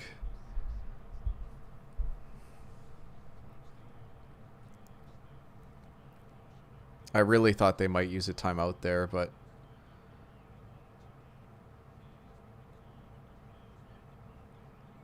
this was a pretty good drive up until, you know what I mean, like 2 minute or minute and a half drill or whatever. Well, we'll see. We'll see what happens. Like, I don't love spiking it on first down. But I don't like it at all. If they weren't ready to go, then it's better than them sitting at the line wasting clock.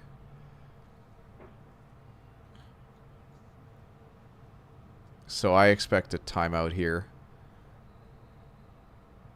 Dude, Cooks has like 80 yards on this drive.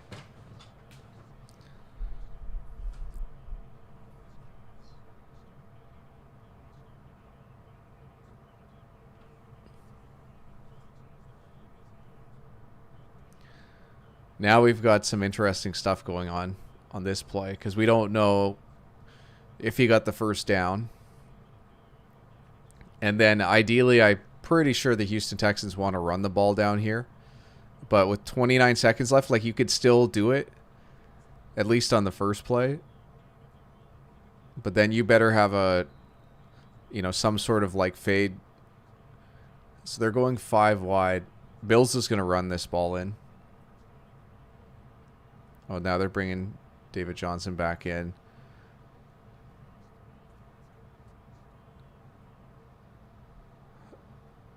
Anthony Miller, touchdown for the Texans, who managed to get it done in the 2-minute drill, which I did not expect. Mills magic, says Fear. He seemed very confident with that throw, too. There were so many bodies there, I wasn't sure, but I'd like to see a replay that's further out. He's wide open. There's no one around him. So I don't know what happened with Anthony Miller in coverage there.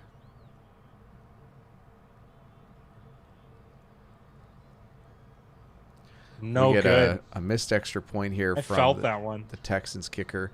It didn't look like that snap got down in place.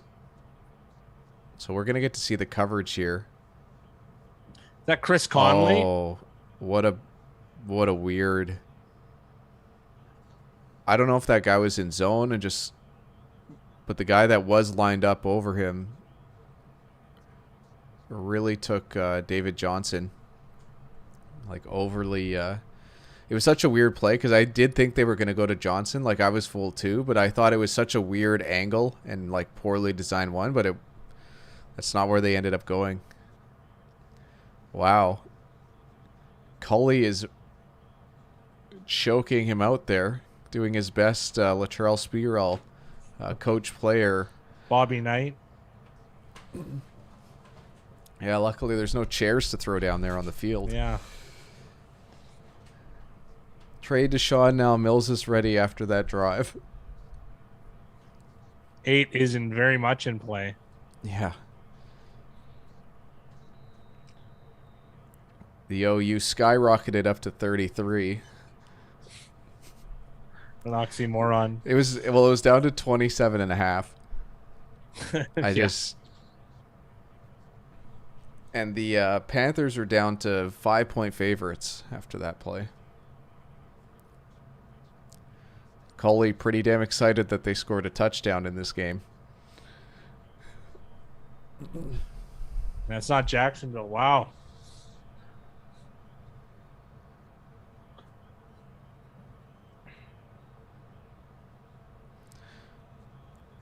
And we're getting back to the Texans dropping 20 yards in coverage. Yeah. Carolina still has this all one might three actually be timeouts. okay. Mud said, "Hammer the over. It's on now." Yeah. Kelly's actually a good OC, but he's like Andy Reid. Dude throws way too much. Well, he kind of had to there. I mean,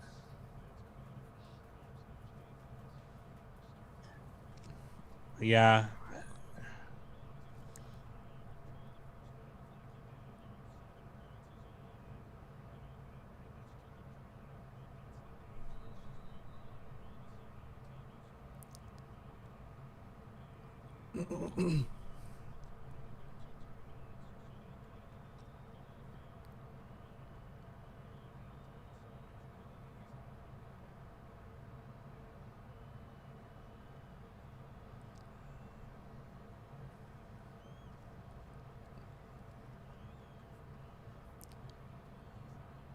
Oh my.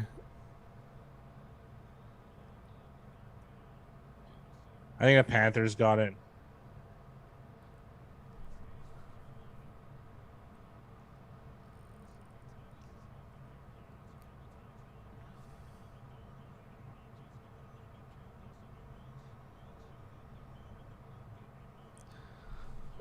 Man, can you think of just a tougher scrum to be in than like all the offensive and defensive linemen fighting over a fumble? Yeah. So wait, Carolina decided to not take a timeout there? Why? Why not? 6 seconds. Oh, I thought there was a lot more than 6 seconds. So 6 seconds, and there might have been more runoff, so they just let it go. Yeah.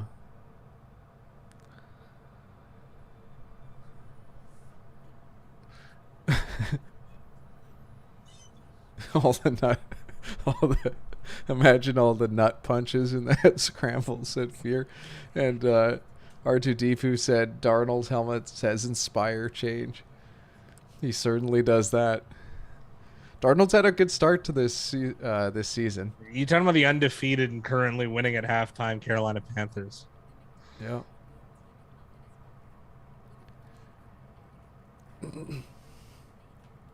It's crazy how a few plays can change a football game. I know the Texans start with the ball, but the live line's down to 4.5. It was as high as 16.5 is what I saw it at one point.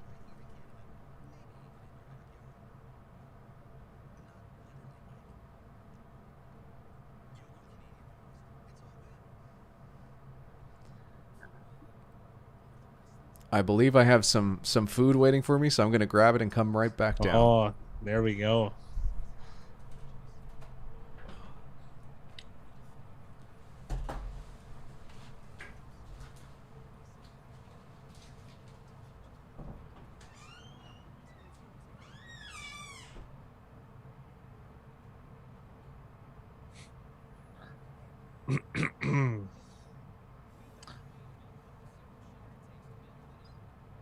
Canadian commercials, holy. They have a Coke, zero sugar. Does anyone drink Coke? Anybody? I don't know anyone. I only drink it when there's liquor in it. Like, yeah, I'd like some fries right now too. I barely ate today. I haven't been feeling well a little bit the last. It's not like bad, but I had some I had some chicken breasts that I barbecued. I put Moroccan seasoning on them first, and I think that really worked out. I went on like $1,000 Costco run a couple months ago. I'm still eating the meat. Yeah, it's nothing. It's nothing.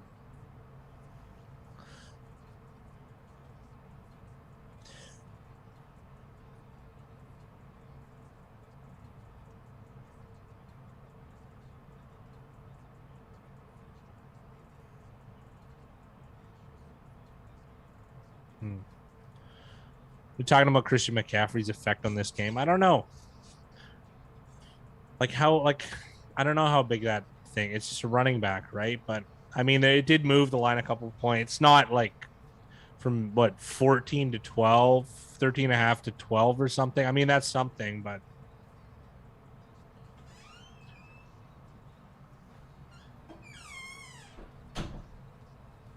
Davis Mills only had 19-yard passing up until this last drive. He only threw 5 for 6. That's so weird. Oh, that's on the last drive. 9 for 11. That's pretty good. 79 yards passing. That's so weird. But how much of that is to Cooks? 65 of the 79. I just don't get like the coverages teams play. Like everyone sits back. Like I don't get it's so hard to move the ball for the first 4 drives, and then all of a sudden like the 2-minute drill, it feels like every team just gets. Just give him a field goal.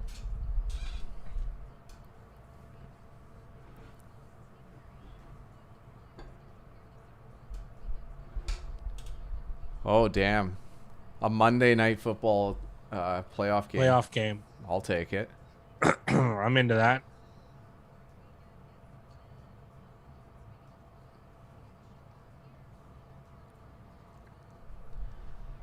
Oh, Run DMC in the building. Or one member. Well, one member. Why is the other one dead? How many people are in Run DMC? I think 3. I think they're all alive.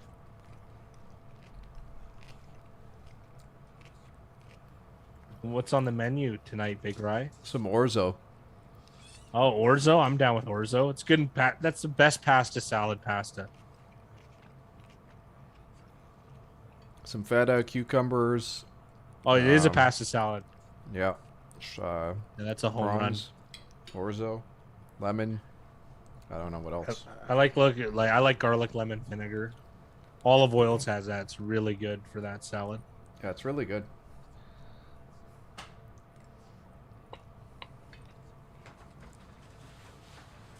I think, where do I buy orzo? Oh, Della Italia and Safeway. 7-6. What a weird. That was a weird half. It was a weird half because Carolina looked very strong to start the game, and then, just a few plays to end, and now it's like, oh, who knows what's gonna happen? Yeah. Wow. Should be the way the whole time, but yeah.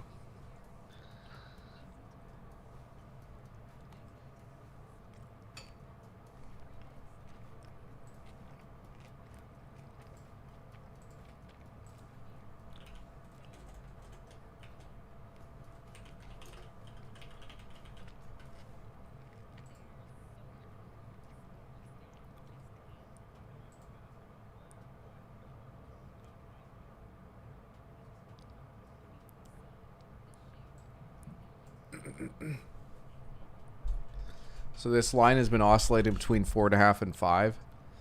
The difference between the two is just not very much. 5 is just not a very key number.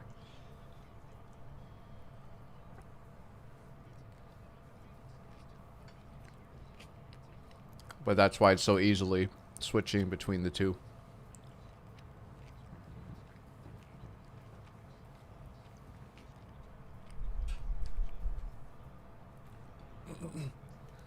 That missed extra point though is pretty unfortunate for people.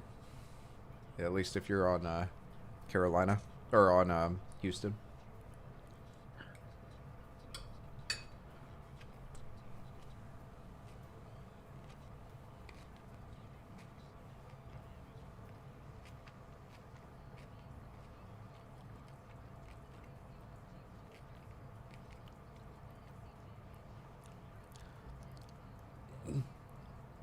That's 4 fun games. Even the Philly-Dallas game is going to be pretty exciting.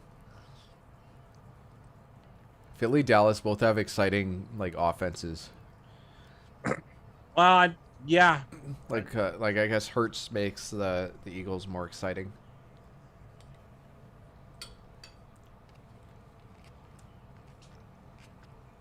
Why are they talking about they're talking about the Bucks Rams? Like, I guess they're really hyping it for ratings or whatever, but it's 2 excellent teams. I was surprised, I think you were too, that the Rams opened as early favorites. Yeah, it's been bet the other way though.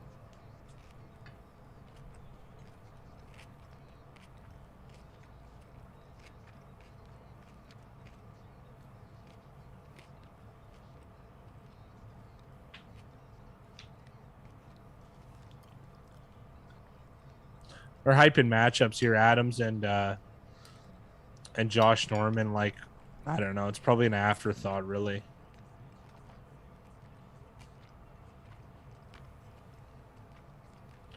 Joe Thomas with a wool suit. He looks like, I know we say this every time, but he's looking so like in such good shape. Thin, yeah. He's a big swimmer.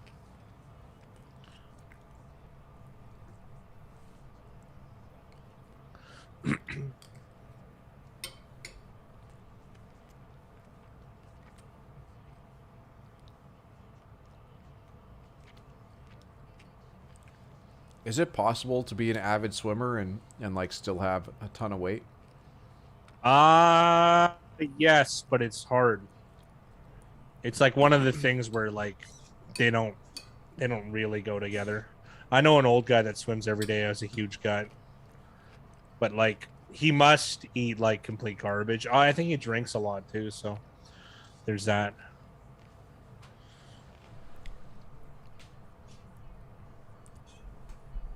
Swimming is something I like doing, and I was never good at it.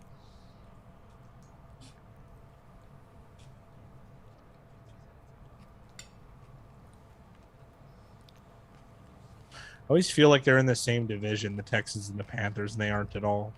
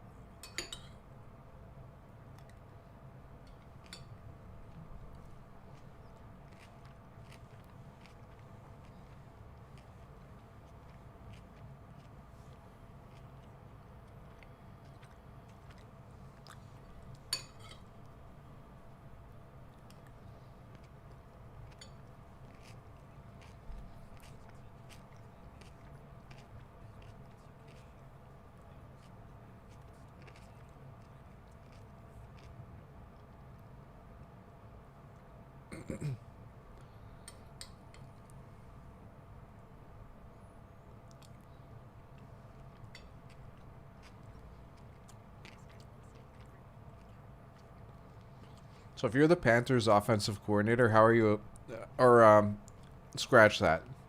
This is something very interesting. Let's answer Doc's question first. What are your thoughts on live executions for NFL kickers that miss pats? It's. I mean, it's not that bad. Yeah, I'd go with stonings, but hey, the you always liked the lottery, didn't you? yeah. So, Eli Manning had an interesting take on halftime adjustments, and he they put a lot of emphasis into like the media puts a lot of emphasis into halftime adjustments.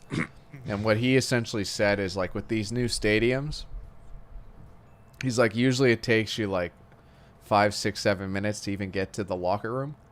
And then from there, you go to the bathroom, you come back. He's like, we might talk about 1 or 2 plays.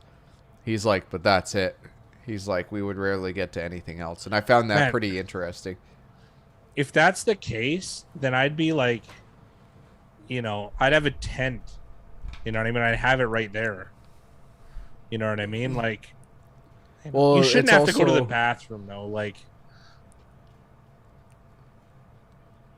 I guess it's more like maybe a coach's thing than a player's thing.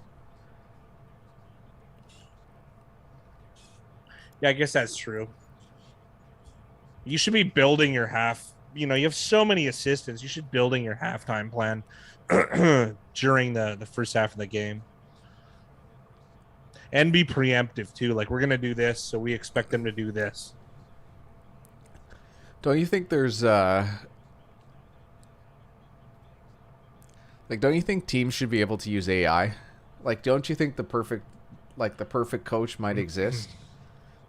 Like, with all the data that they have that you could collect and essentially, like, have on the fly?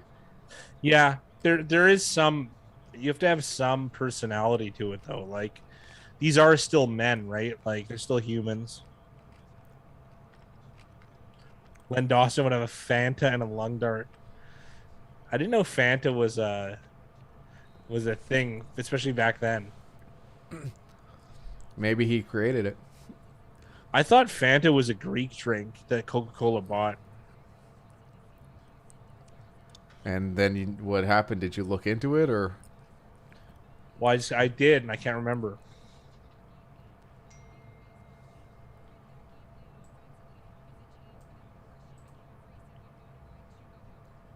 It's German. It's a Nazi drink.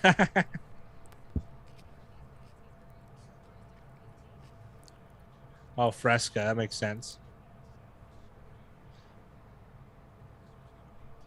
Wow, Brian Burns pointing that I got you.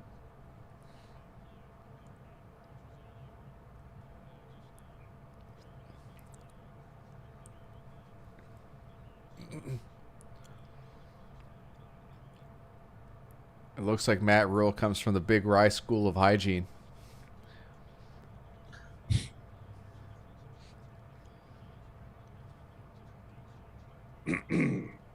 Excuse me. I don't blitz here from Carolina, and Mills throws into it. What an excellent play. That was really good from Mills. Anthony Miller.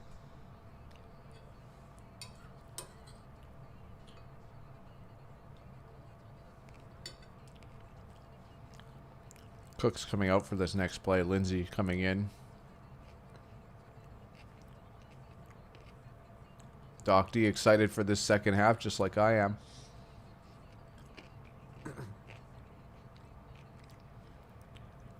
It's amazing what placing a wager can do. It's true. For most.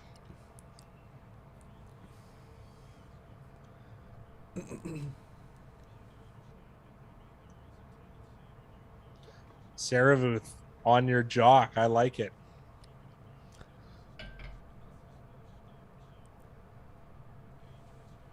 Thanks, Saravuth. Very nice of you to say. I look like what's her name? I look like 2021 Penny Marshall. That's not a compliment. 3.75 star entertainment. But the good thing, Josh, is that we could parlay that to a 5-star entertainment game by placing a wager. Yeah, that's right.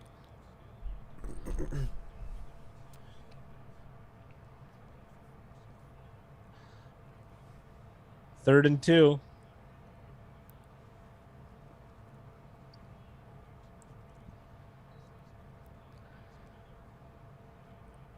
I know Anthony Miller kind of got roasted for not making catches, but he's been making catches tonight. Yeah. I It's thought that was going to be a drop, especially how he got hit. yeah. That was good. Unless your name's Brashad Perryman, some of these guys can come back and have success on other teams. Yeah. Thumbs up, joysticks. Mills making audibles at the line.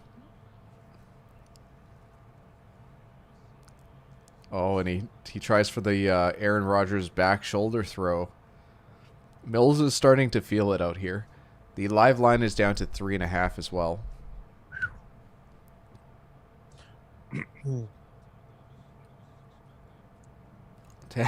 10 stars. That's enough for Fat Guy and I both to enjoy 5 stars. 10 bags of popcorn, more like. Oh, yeah. 5 bags of popcorn and 2 small sodas. One for each of us because we're watching our weight.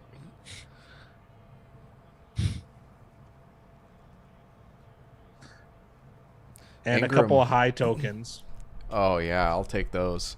That video that I sent you, one of the comments said, thank you. I really needed this. These high points turned my life around.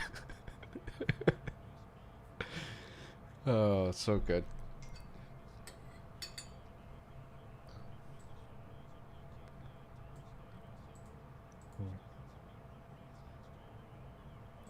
Has there been any news yet on McCaffrey and what's happened to him? Not that I've seen, but I don't know if that ball was catchable because it looked like Mills and Cooks had to make a decision on that play.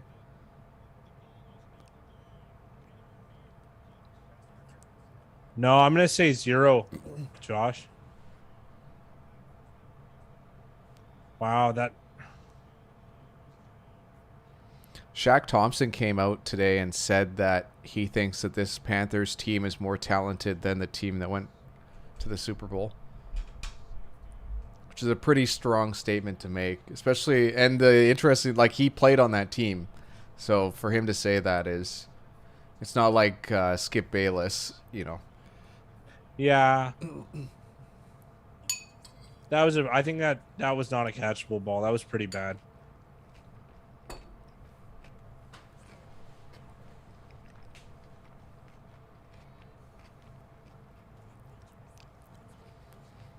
Panthers -3 at -102 currently on the live line.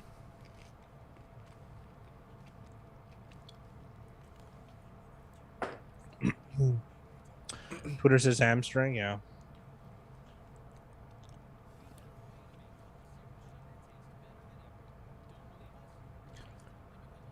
I'm not a doc. Luckily, we got a doc in the chat who can maybe elaborate, but I feel like a hamstring is a good injury.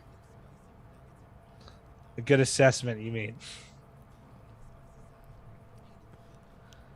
Just for as far as injuries go, I feel like that's one you can kind of come back from and still be all right. Unless you're Leonard Fournette.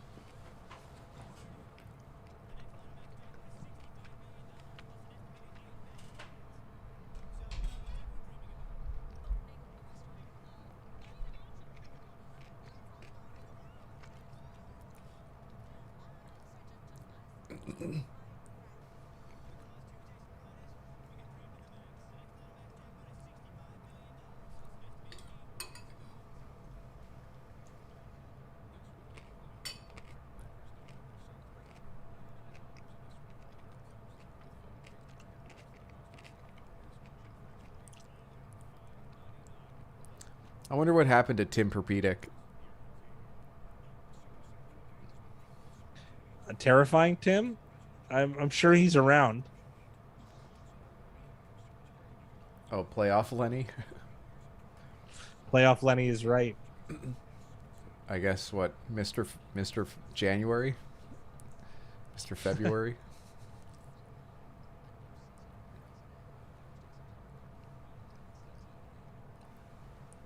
Is it possible in the NFL to get into the Hall of Fame strictly off playoff success? I'm sure there's an example of someone like that. What a tackle. What a tackle. Holy smokes. Is that J.C. Horn? Yeah. What a tackle. This is great. How good is that? Because if McCaffrey, if Lindsay gets by him, like that's he's picking up at least 10. That was awesome. That's been my favorite play of the day.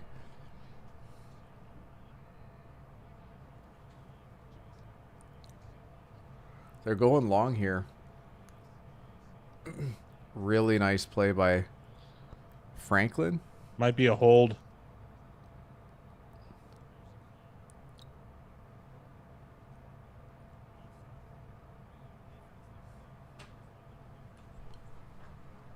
Offside. Another one. This is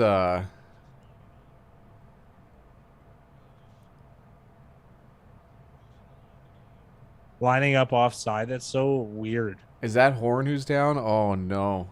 Yeah, it is. Oh man.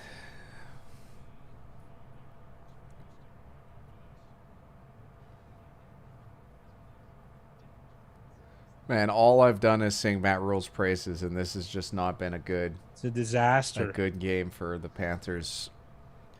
The live line's down to 2.5.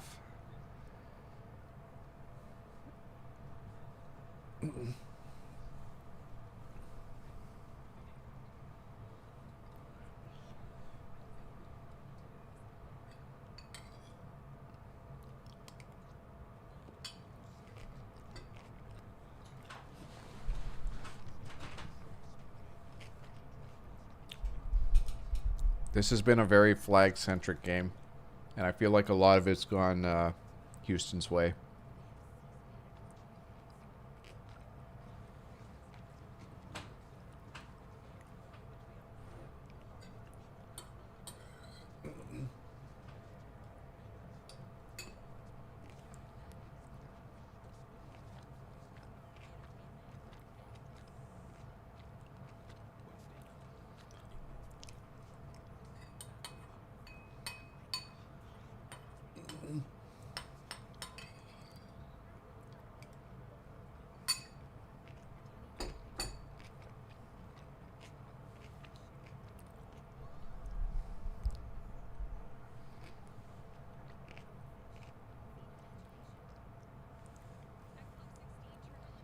Maybe this week I'll do some Fiverr work for some voiceovers.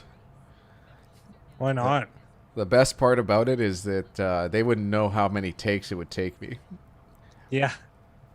You'd be misrepresenting yourself big time. Oh, That's yeah. the dream, though, isn't it? I'd be like the Jay-Z of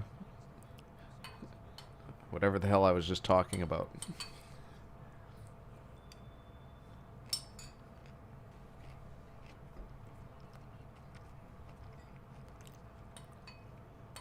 One take every time. It's not going to be good.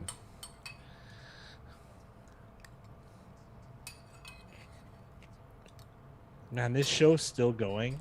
The Good Doctor. I watched the first few episodes and I actually didn't mind it. It's not even funny.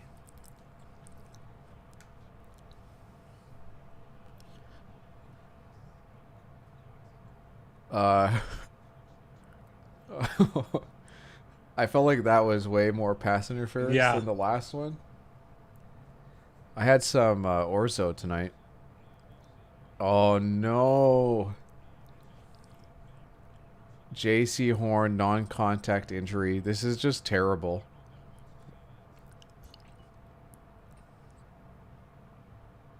No, that's so bad. First round pick.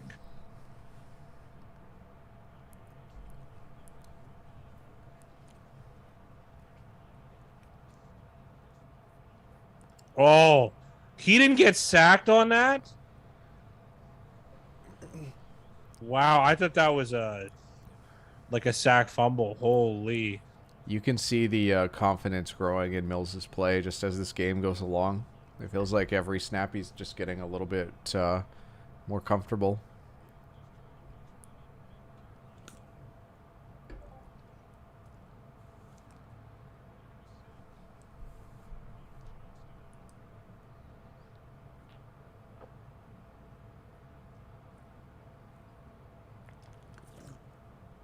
Some booing. I wouldn't mind seeing a fake punt here, to be honest.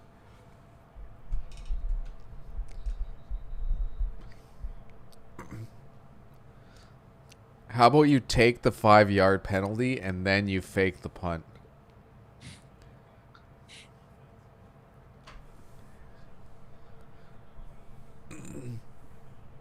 In this low-scoring affair, Cully's taking the field position game, what it looks like.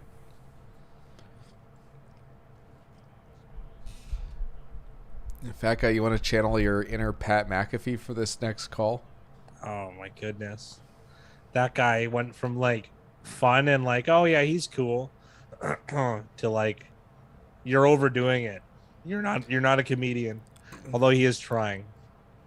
I don't remember the fun and cool stage, but hey.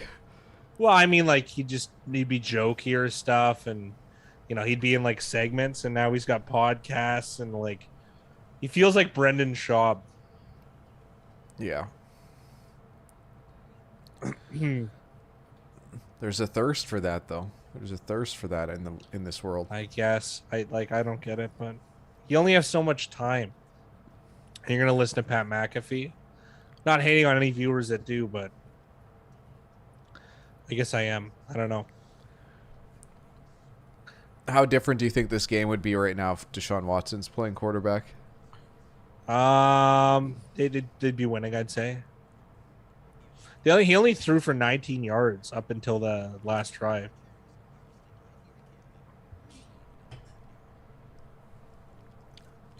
Yeah, Mickey, I saw some of it, and it was like I haven't given it a fair shake, but like, I saw where it was going. See, I've never. Go ahead.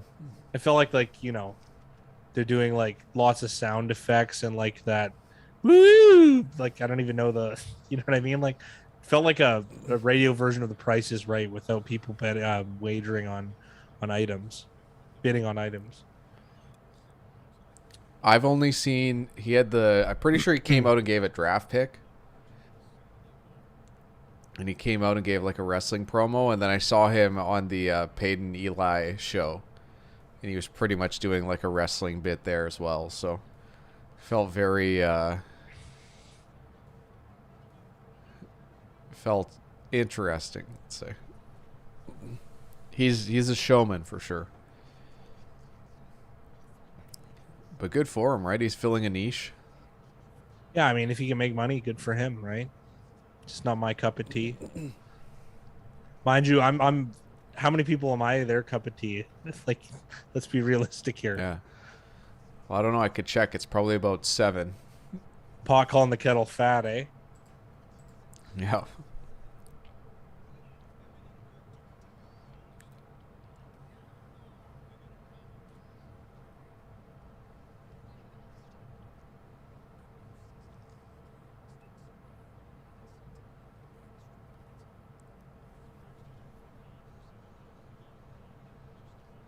Adam Sheen? I'm not familiar with Adam Sheen. I don't like that JC Horn getting carded.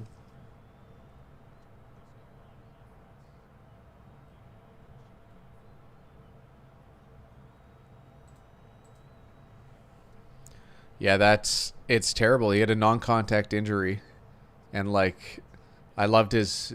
I think you did too. We loved his college tape that we saw. The few highlights or games that we got to see from YouTube. Just an aggressive corner. We always like that. Yeah, and that tackle he made earlier, that was my favorite play of the game. And it was just a few plays before that happened. All right, 2nd and 9 here for the Panthers on their own 10. Like, you're not playing world beaters here. Like, they're playing the Houston professional football team. That's what I think I might call them. Nice catch by Moore. And he might be just a yard short of the first down, depending on what. They spotted him in a spot where he didn't even get to. But I think he got the first, but not by a yard. Yeah. No. Robbie Anderson casually. It was really getting casual off the field.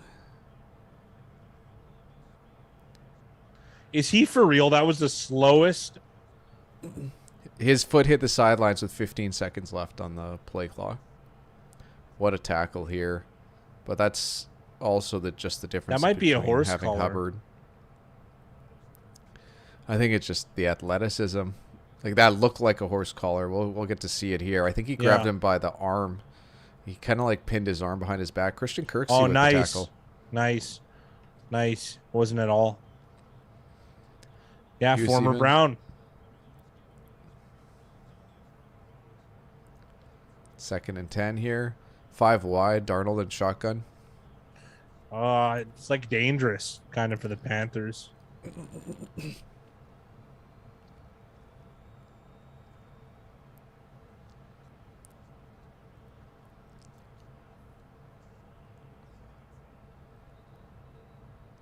Oh, that's a flag. That's not. I don't think it should be, but it is.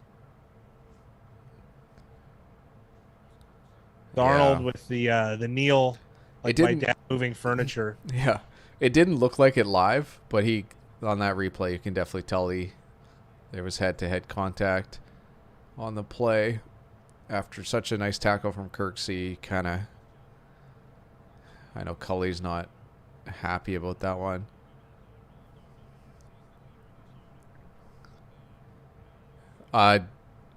Darnold didn't look like he was all there too when he got up from that play, and it felt like he was just gonna like take a breather for a second, and then he kind of thought twice of it, because I feel like they were gonna take him out of the game if he hammed it up anymore.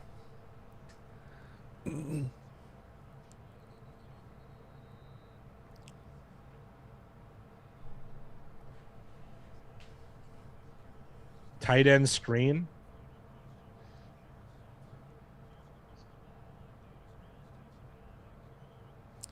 Are they fining guys for that? I don't think that'll be 15 grand, but it could be. Today's NFL is a brave new world. I really wonder how those fines actually get paid. Like, if it's the team that pays them, or if it comes out of like the player's actual Supposed to be paycheck. the player, but who knows what the payola is though with the team.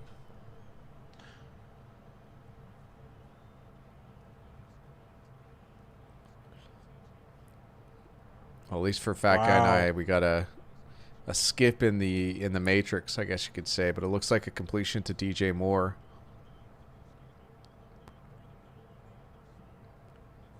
That was a nice pass.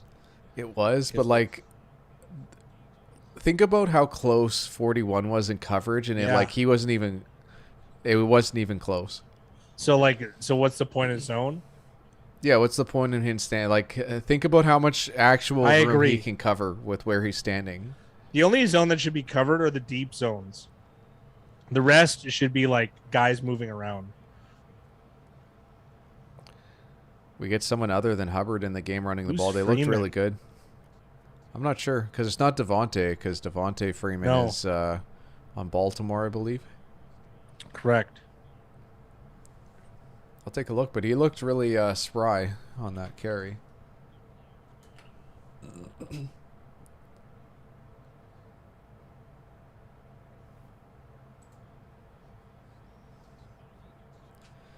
Royce Freeman, surprisingly. Oh, Royce Freeman. Yeah. Okay. I think he was a former Duck, former Bronco, of course. They're probably going to leave him in after that carry. He's got more weight than Hubbard. In fantasy, I picked up a San Francisco running back that's never played it down, XFL star, but I did it purely on weight. Because when Baltimore had all that trouble, I picked up Trenton Cannon because I figured NFL experience, but I feel like you got to be heavy. You know what I mean? Like, Trenton Cannon's only 185 pounds. I don't know how big Chubba Hubbard is, but like, He's 208. Royce Freeman's 229, at least on their listed our lads. Yeah, and that he looked like a light 2-0 to me because on that 4th and 1, he clambered into that like would look like a safety, and he didn't budge, right? So like, you just kind of need a little more cushion for the pushing, as they say.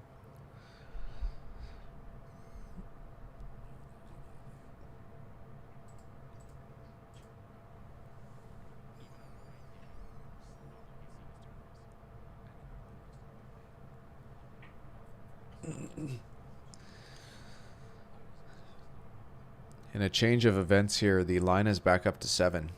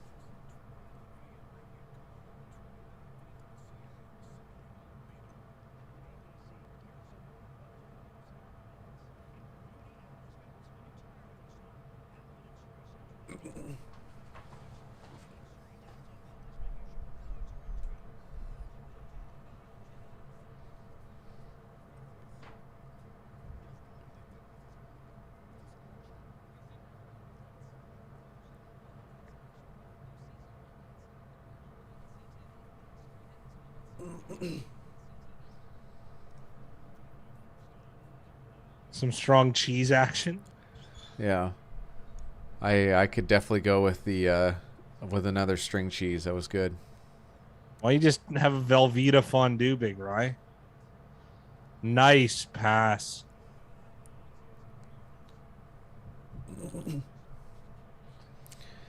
Erickson. Is that Alex Erickson? I believe so. Formerly a Bengal. The coverage wasn't even that bad. He was just a step behind. Yeah. But at least, like, that seemed a lot harder than those, the DJ Moore. That ball was actually tipped by the corner. What an excellent catch by Erickson. First and goal here for the Panthers, who were 8-point favorites at last I saw on the live line. Oh, we get the tight end run, and he is in. What a nice play from the Panthers to get in. Tommy Tremble. Tommy Tremble. What a name, eh? That is probably quite a superhero at night. Yeah. Excuse me. How fast is he, I wonder? Look at the blocking here, too. Number 80 made that happen. Is that Ian Thomas? Fear the Beard. We used to play. We never had organized football. We used to play backyard football, and I was actually pretty fast for a big guy. But I weigh 300 now. I used to weigh 215, 220, and you'd need the whole team to stop me. So but it was so unorganized though. It was like everyone was like, there were two guys big rise sides that we'd play with, and they try and tackle me high. Like it's never gonna happen. It's never gonna happen. And then there's one guy played organized football, and he was a cornerback. He was the smallest guy on the field. He would dive and he'd just grab one of my ankles. He ended up ripping one of my shoes off, but he was the only guy that could get me down. And conveniently, he was only 140 pounds, whereas everyone was like, $170 and higher, and they couldn't do anything. It's very interesting how important it is. Also willing to tackle too. Like, I hate the mime apprehension, which is why we like JC Horn, right? That tape told me, that he was anything but a mime.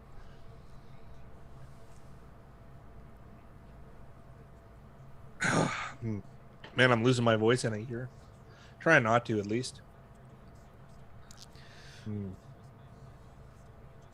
Yeah, you keep switching between sounding like Jesse Ventura and Paul Bearer.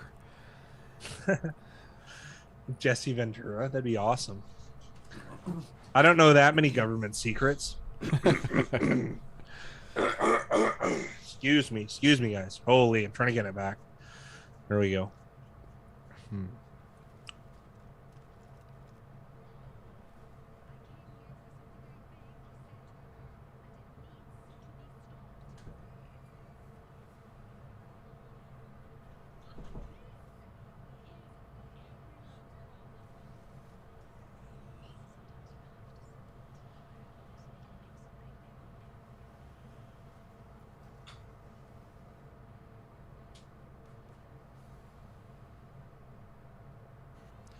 Just want to talk about the betting numbers from Action Network. Like this game had 75,000 bets. Yeah, like there's something up. It's because, to put that in perspective, last year the Super Bowl, according to their numbers, had 80,000 bets. So there's no way this game almost got as many bets. Well, I shouldn't say this, but it's pretty likely that this game didn't have the same amount of bets as the Super Bowl. Let's put it that way. Well, I take that back. Super Bowl had like 100,000, but I just think it's more data and more books that they're pulling from, or different books.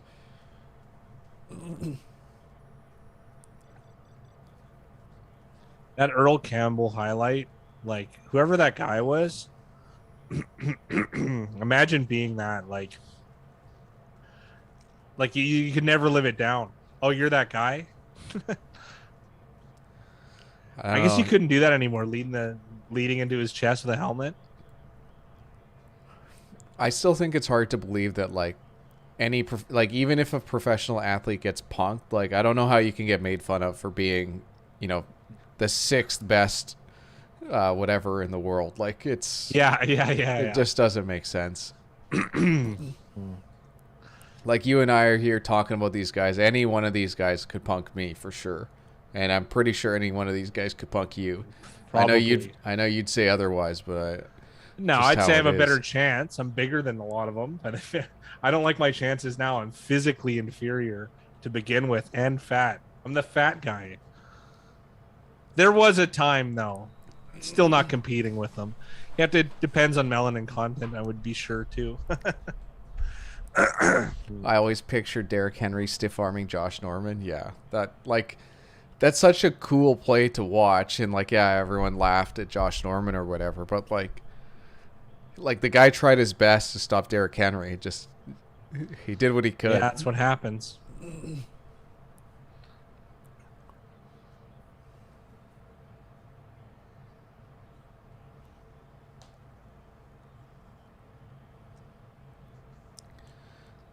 So Mills got himself in trouble there by rolling out of the pocket. It kind of looked like the play was designed to do it, or I don't know if that was just... Let's get a look at this replay and see what actually happened. No, he was supposed to stay in the pocket there. But to be fair, his ends got pushed back.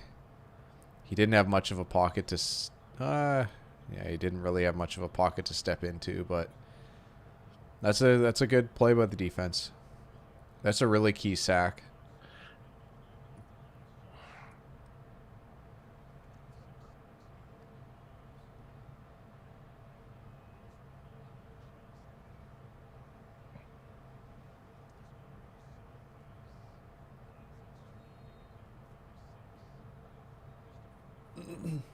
Flag on the play as well on that punt. How many today? It's got to be at least double digits. Isn't that the same flag they called earlier on Houston? Maybe this refereeing crew is too to the letter. You know how the refs have those meetings and it's every week they probably adjust things, and it seems like Thursday's the right spot for them to make an emphasis on what to expect the next week. I find it interesting though that less penalty, the fans want less penalties. I don't know.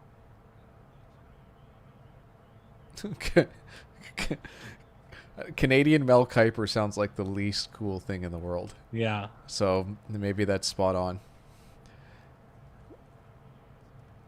Really nice run. I don't know here. how he got a yard or two.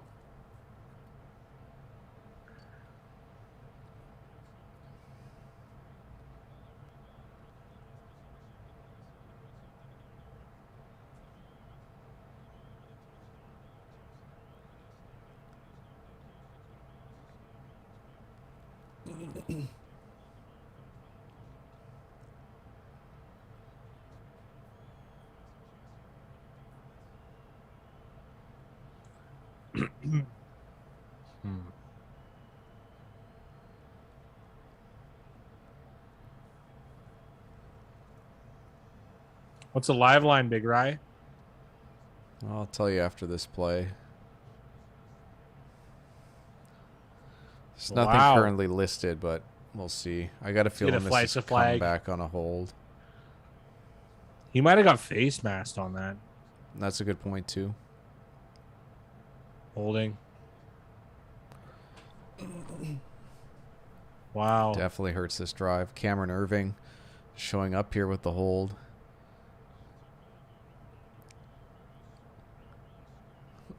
Kind of rough.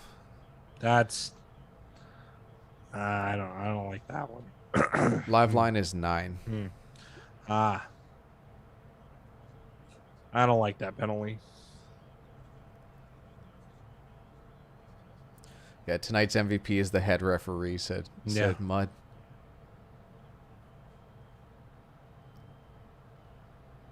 Well, they had no pass rush to start the game, but it's starting to come around. But that partly, too, might be from coverage changes.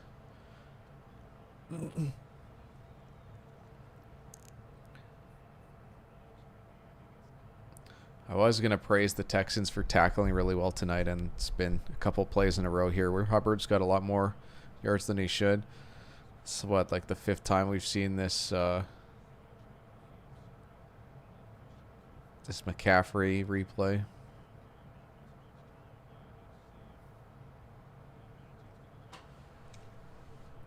Third and 9 here. This is a pretty key play for the Texans defense.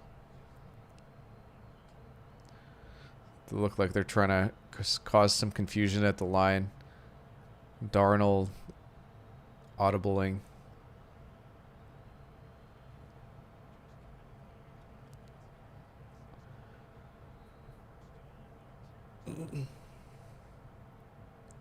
It's just Harris Marshall Jr. Wow. To me, that's just terrible coverage on that play. Because they're bringing pressure. Like, there's pressure, and he's going to have less time to make that throw. And you're, 4 yards off of the guy.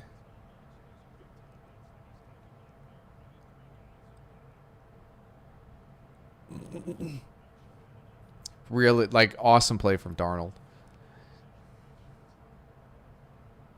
Yeah, the soft coverage stuff from Lovie Smith is... I don't like it either. Oh, they're measuring this for the first down. He looked like he was a couple yards past. Yeah.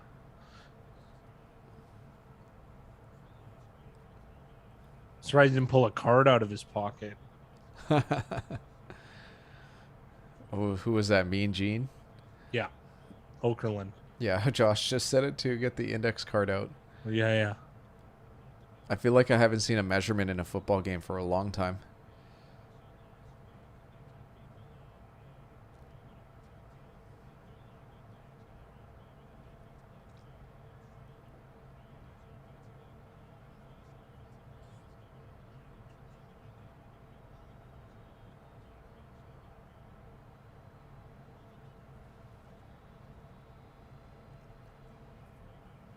Freeman back in for that carry. Current line's up to 12.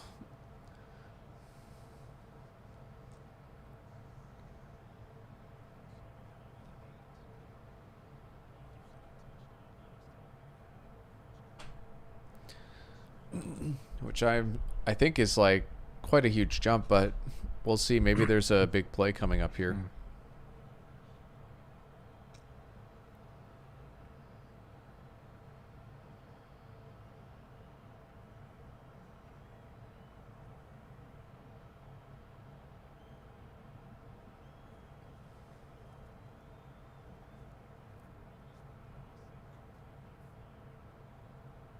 Oh man, this reffing is getting tough. Yeah. It looked like 23 got there early, though.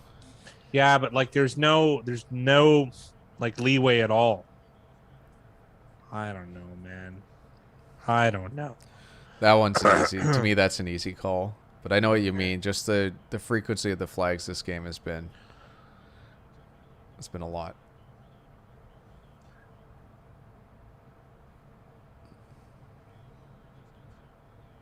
Yeah, I know.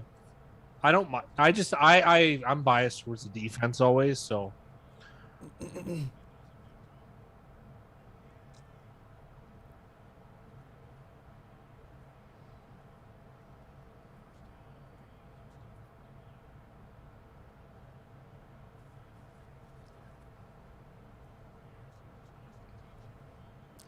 Really, really Weird. nice play from Martin.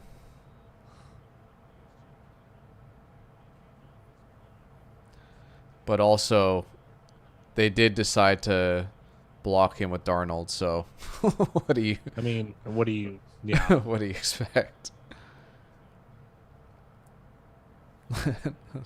Nice block, damn Sarnold.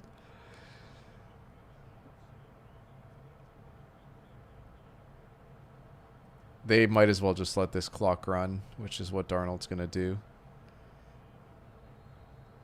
Yeah, brick wall.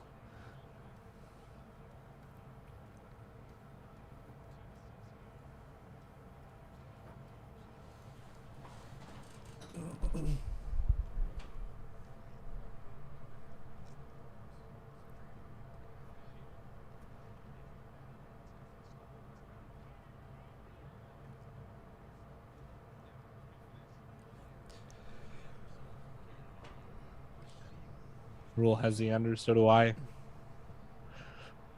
A really minor under though.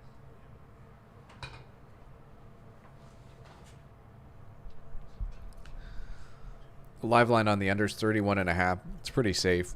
Yeah.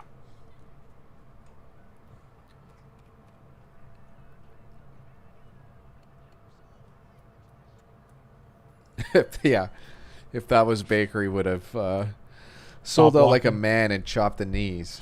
Just saying. If you're probably spot on there.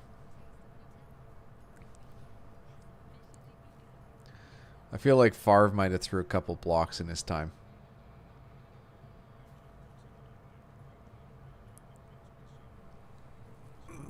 What's the best quarterback block you can remember? I feel like I've seen like a Russell Wilson one downfield. That's a great question. I know someone in the comment section has to know. I feel like there has been some. Tebow has one, I think, too. Didn't Wentz have one? Yeah. I gotta think. That's a great question. Well, I'm going Rolodex here. I feel like Rodgers might have had one as He well. had one, but like there's somebody in here I'm missing, and it was a good one. There's a YouTube video here, NFL best quarterback block. Osweiler? 5 minutes long. Steve Young would have had a bunch, to be honest. There's one here by Alex Smith. The best tackle ever done, I think, was by Michael Vick, and he hurt himself. Oh yeah. Yeah. Mayfield had a nice tackle in the Texans game last week, and he hurt his shoulder, and he had to pop it back in. Good for him to pop him back, like his left shoulder popped out. He just popped it back in and kept playing. Good for him. Yeah, maybe Prescott. I'm probably going to be watching the best quarterback block YouTube highlight video after this game. Yeah.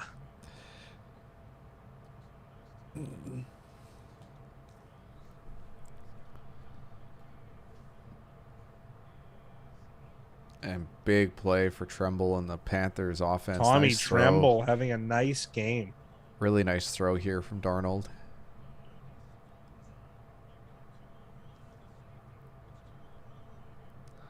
This scheme seems so vanilla. Defensively, like for the Texans? Yeah. Yes.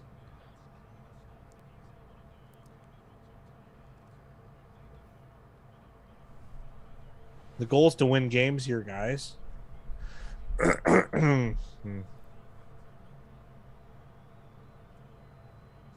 Oh, Big Ben's got to be up there, I would think, too, for block. Come on. It's a nice run from Hubbard. That's 2 now. It's Chuba, not Chubba. So at least that's according to Joe Buck.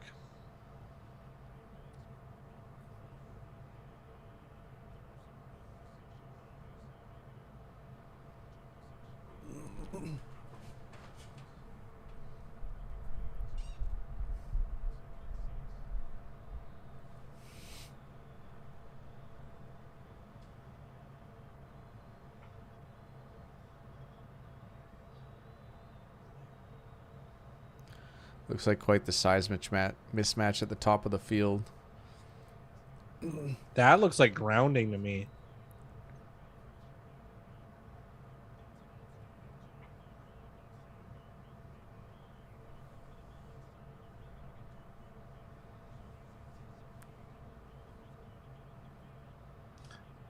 Maybe he hit Hubbard's feet or something. I don't know. Grounding is so subjective. It should be nailed down a lot more. Well, they called it so much. They've called it a lot this year, so. But still not enough. For them to not throw it after I mean? Pretty much calling everything else. It's just no one in the vicinity, it felt like. And it didn't reach the line of scrimmage, so.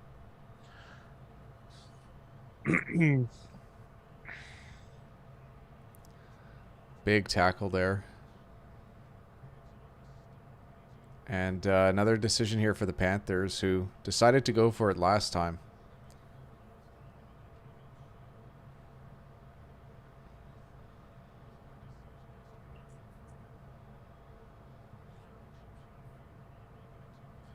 That looks so close. It's interesting, huh? How he did keep his feet in bounds, but I don't know where the ball actually came out. That ball out. was... Oh, no. Even more, it looks like a pulled hamstring here for DJ Moore. 4th and 1, and they're lining up to go for it. I would use Freeman here. I don't know why you'd have Hubbard in. Oh, my goodness. Be interested to see if they still decide to go for it after this timeout. Yeah. Just put Freeman in. I don't...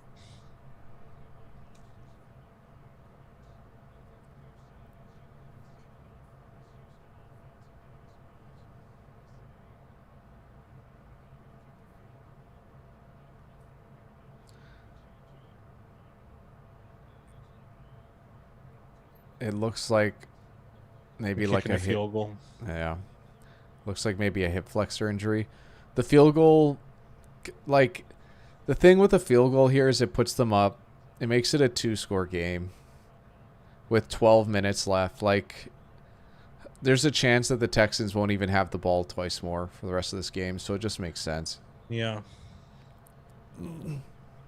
Zane Gonzalez, another former Brown.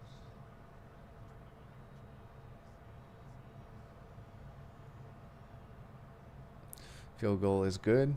Cam Newton, he hit Curtis Samuel. They're on the same team. Oh, you see he blocked his own guy by accident?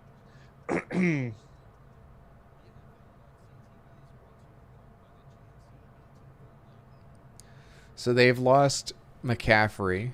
They lost J.C. Horn, and now there's some sort of slight aggravation to some sort of leg ailment to DJ Moore.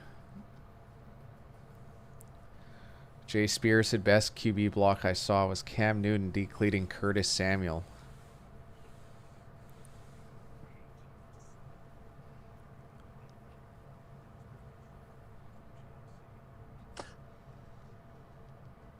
Newton actually does have quite the size mismatch compared to a lot of corners. He's blocking for Curtis, and he got a guy. That makes a lot of sense because Cam and his, when he was healthy, he was a guy who could get out in front. So.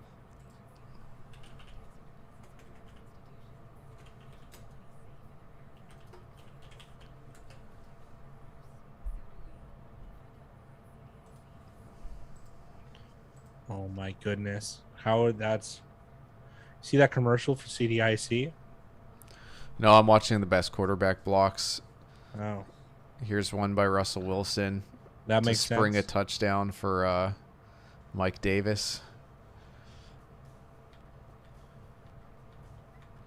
For Mike Davis. Yeah. There's one here for Peyton Manning. It wasn't good, but he did it. Yeah, he did it. Yeah. I think I see Mariota on the next one, so let's see if it's any good. Yeah, Mariota has a good. Was it Kansas City? Yeah. Yeah, he had a good one. Yeah, his team was jacked on that. I remember that game. Here's the Cam Newton one, and it's for a receiver. Yeah, he somehow bowled over like a defensive end. That's awesome. I guess it just didn't see him coming. Oh, the guy was completely off balance, so. Hey, is what it is. Yeah.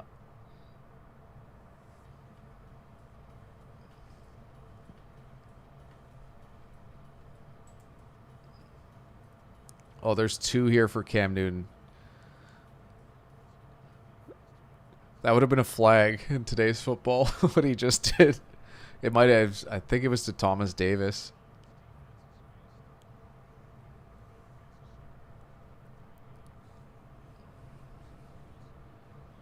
Somebody on the Bears.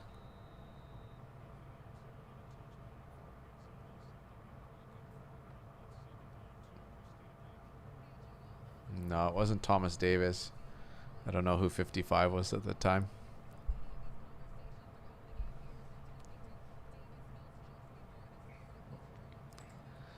Man, I forgot that Cole Beasley used to pay for the Panthers. I don't even remember that. I don't either. All right, Houston with the ball here, 1st and 10.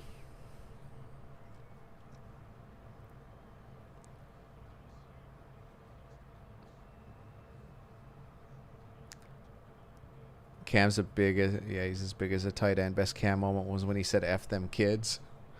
I don't remember that, but I don't either. I liked when I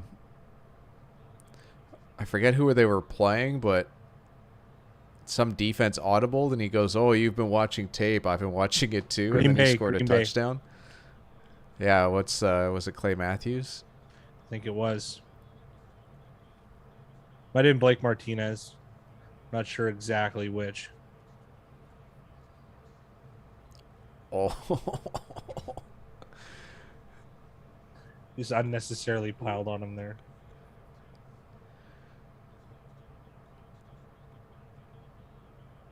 Oh, that would hurt so much. Because there's no, like, do you have padding there on your back of your spine? You got some, yeah. Depending where, though. Mills has 127 yards, and how much of that is to Cooks? It's got to be like 100. Oh, they did a pump and go. Yeah, Miller better not catch that one.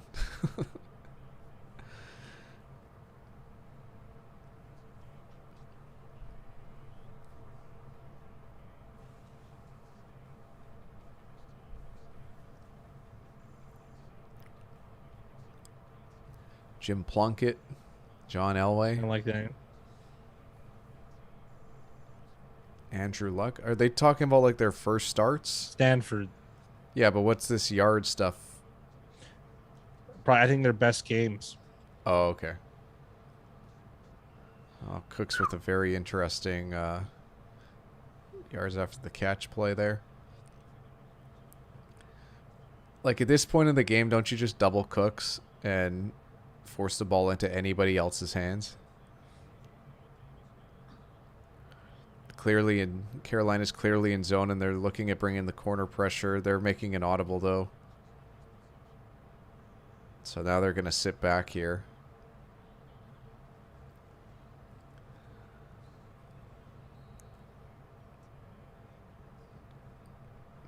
Jordan Akins with the drop. He looks like a big man. Yeah. He's in there for blocking purposes, if I had to guess. He's like if the linemen like retired, that's what they would look like. Yeah. Rex Burkhead. That's your fourth running back? Mm-hmm. Okay.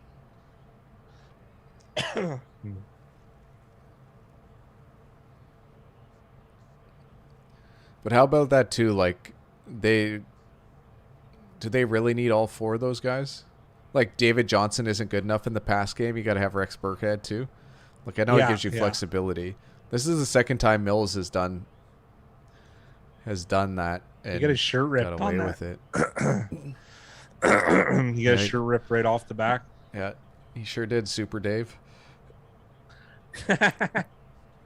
I sound like Bob Einstein. I couldn't even do it. That's so funny. Man, that guy's great too. I've been listening to him and Norm stuff. Both dead. How morbid of you. Oh. Big hit here. Oh. This puts them at fringe field goal range, so it'll be interesting to see what they decide to do. Oh, man.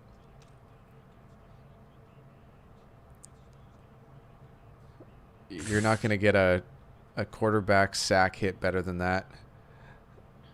Yeah, like a cleaner hit than that. Yeah. Oh, never mind. Never mind. His helmet got knocked off. Well, like, I love that hit, and somehow there was no flag thrown on that play. Yeah, but like for every other micromanaging. Yeah. Yeah, like if that was Brady, that would have been a 35-yard penalty. I named this kick Joey Sly's Revenge. There's no way he makes this. Egg on your face. Hey, it's double reverse contrarian jinx there. Back to a push of 8 points.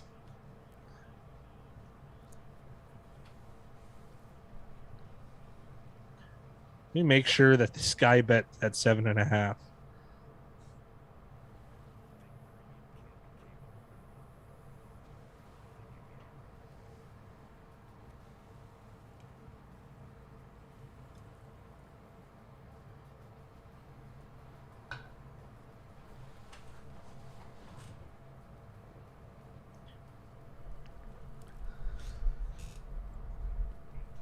Mickey said, "What happened to Care Bear?" But I don't know what that is.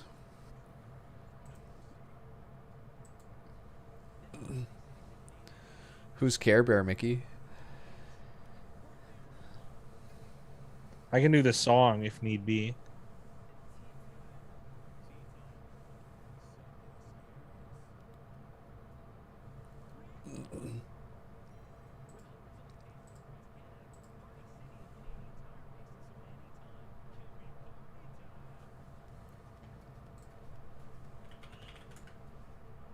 Yeah. 7.5. Is that good or bad? It's good for me. That's good. In the under, I might hit a stack here. There's 10 times on the game than the under or the OU. So Kayam Fairbairn is on IR. Yeah.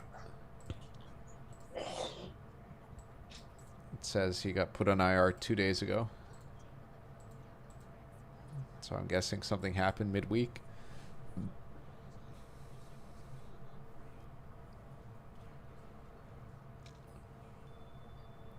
Yeah, 8.5 is a nice price to have right now. Plus 8.5 on the live line for the Texans is minus 158. Panthers minus 8.5 is plus 134. So interesting to note that juice on the line.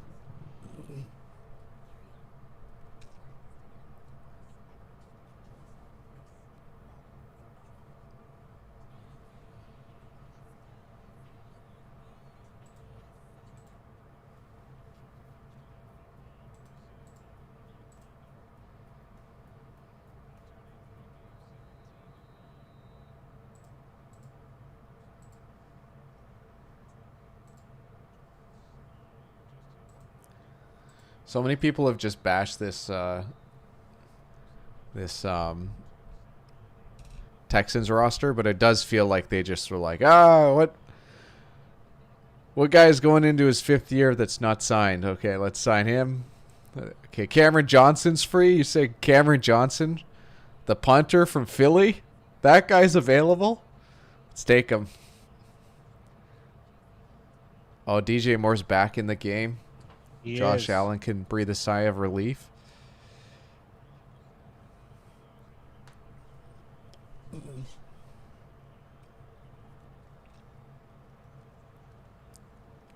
Chuba Hubbard with the carry. I think we're going to get a nice healthy dose of the run game if the Panthers know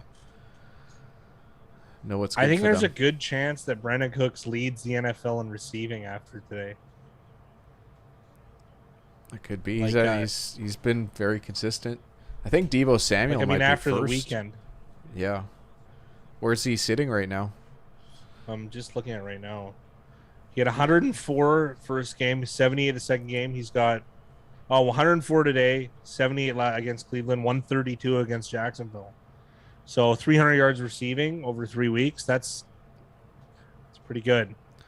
What's Deebo Samuel have? Because I think he might be first. Yeah.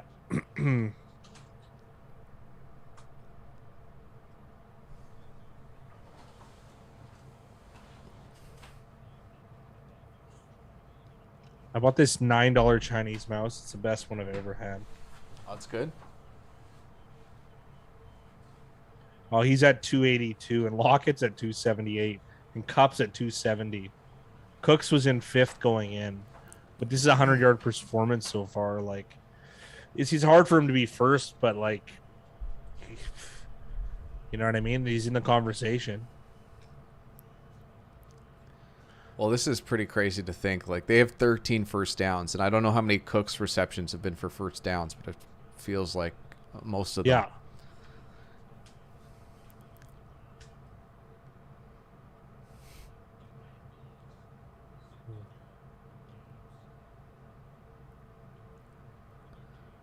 Did they spend a bunch of draft capital to get Cooks?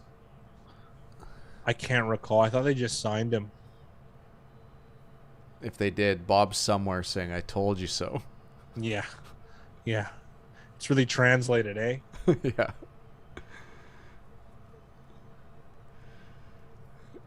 He goes, when I was there, we weren't rated to be last.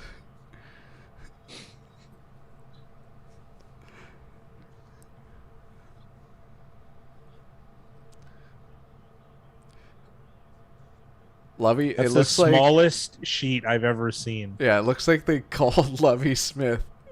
Like they pulled him off the street to just call this game. Like he's not allowed to go to practices or anything like that. Is that his son, Miles Smith? I'm guessing. Must be. I'm guessing so.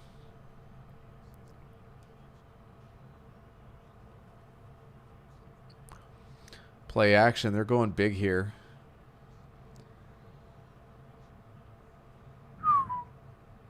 Man, Moore is getting the reps. I like how Hargraves steps over him as he's trying to get up, like just to impede him. Yeah, that was very unnecessary. That was like, I know it would have been the chintziest, what's it called? Taunting call of all time, but that was a big Rye special right there. That's something I would have done in a game.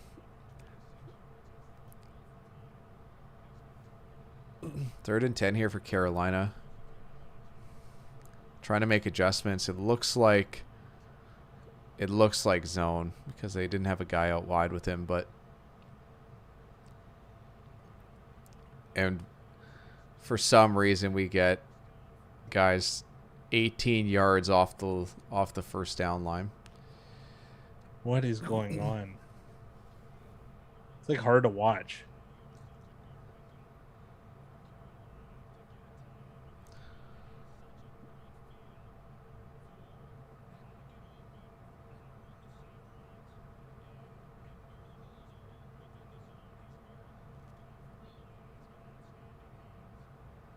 Man.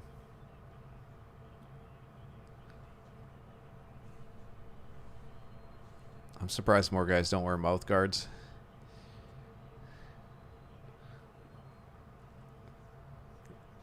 Man, they barely got that playoff in time, and they're going to get a nice first down play here.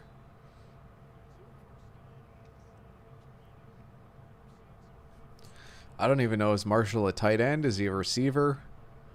How many years has he been in the league?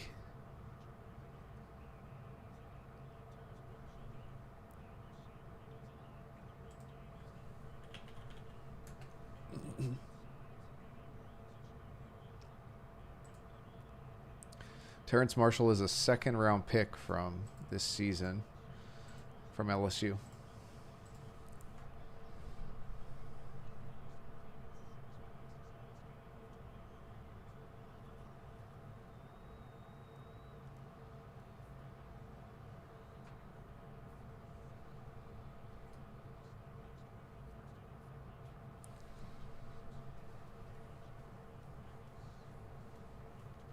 That was my big worry about the Panthers going into the season was the O-line. Like Cameron Irving as your starting left tackle, just on paper is not a. Yeah, it's not. It's not a good.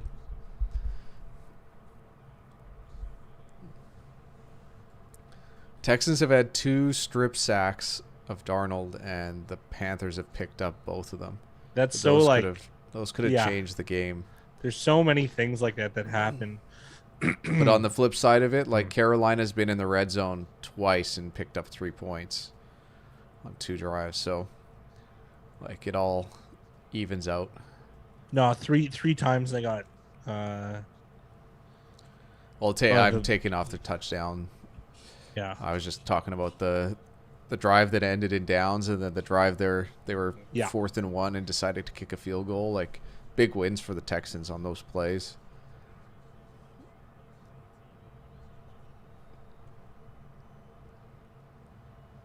Should be good. Nice run. There you go. Texans got good push on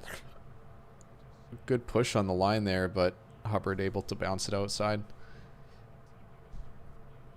1st and goal here. Carolina can put this game on ice, really.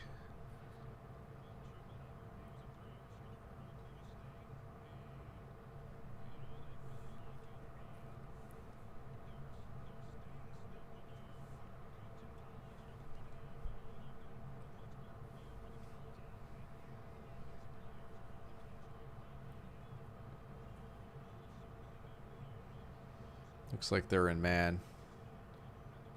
Why? Hubbard is he's really has not looked good. Yeah. Like he looks lost on the field, and Darnold's giving him the eyes. He had a chance, yeah. Just as Aikman said, he has a chance to earn their trust there. He would have.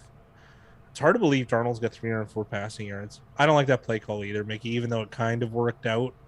Like other than a drop, I just would have done Freeman, which is what they're probably going to do now. You're at the 1 1/4. Like, why just run it 4 times?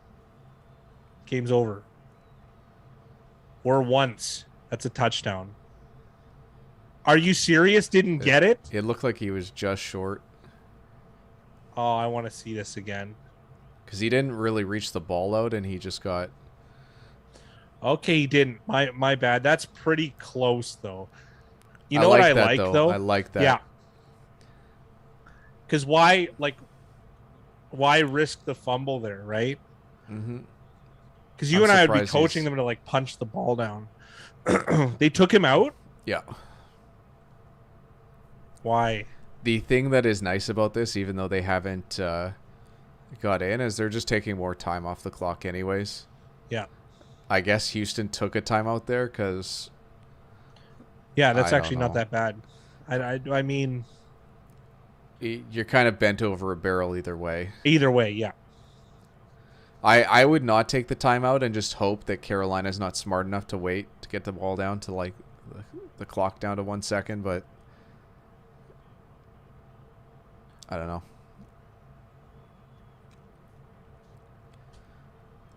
Either way, it's so unlikely that Carolina doesn't make this a 2-score game in some way.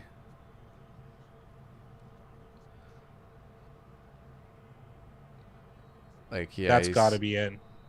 Yeah. Sam Darnold has 2 rushing touchdowns. Oh, yeah.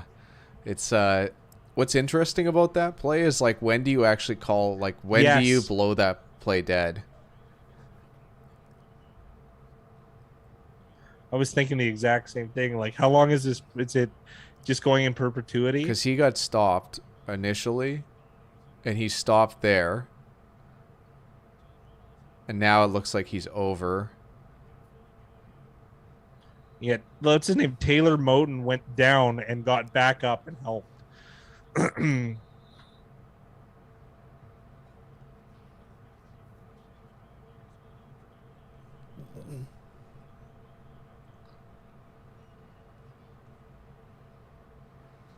Extra point is good, so that puts Carolina up 15. Live line's now at 14.5 with heavy juice on the Panthers, so not expecting a scoring drive here from the Texans. The halftime over hits says Mud. So what's the score now? It's 25-9. No, it's 24-9. 33. Yeah, you're spot on, Mud. Big Rye, remember I said at the beginning that I can see Carolina winning by at least 10 points. So far, so good. Yeah. They're up, what, 15 now? Yeah. Spot on, Eddie. Kudos.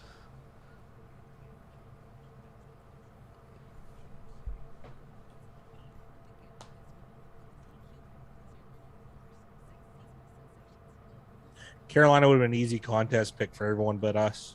Because he would have got closing line value like pretty good. Yeah, on the Texans.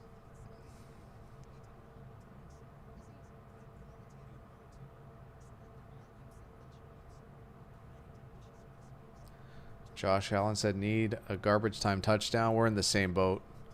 It's unlikely, but anything could happen. What do you mean? Cover? Yeah, Josh got 8.5. Oh.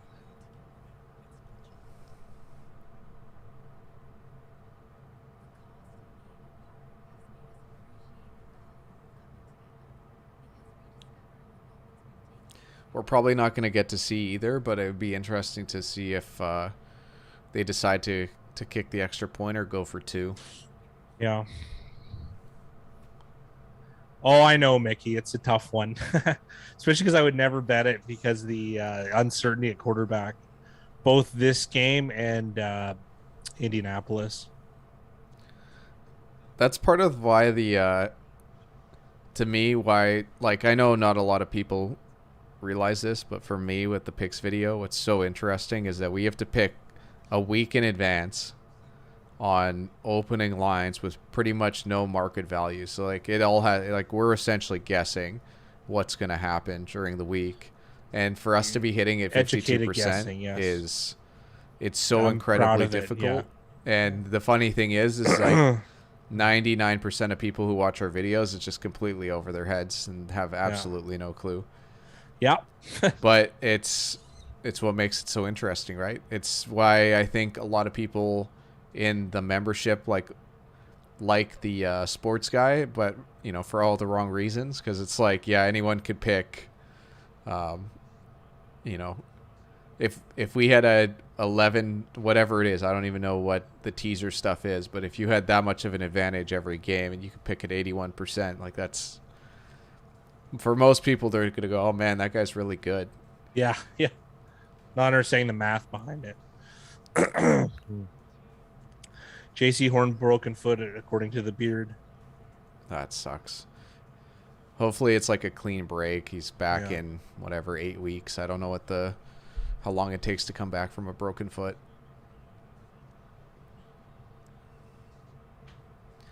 Because they got to be thinking playoffs here. You know what I mean? Going 3-0.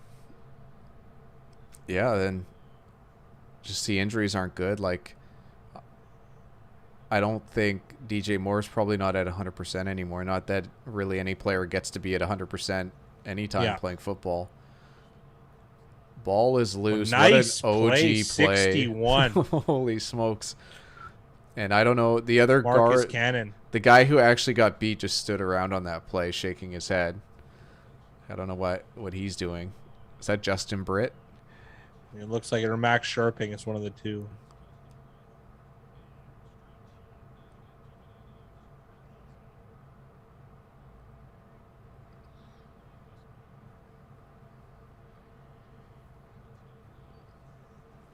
Oh, man.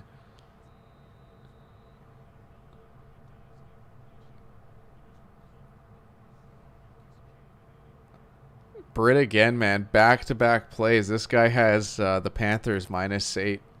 Yeah. Seriously. That's like back to back some of the worst O-line play I've seen.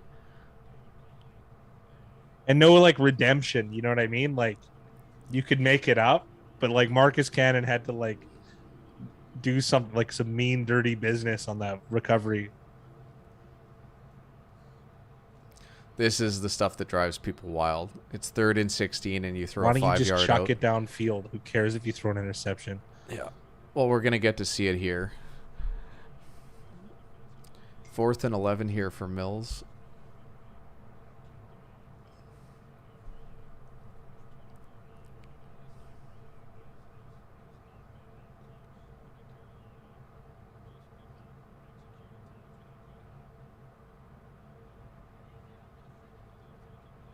The other thing that's great about this too is like they used up 29 seconds to get that next playoff. Like ideally you need 2 scores and an onside Yeah. kick to get back in this game. But it's just not.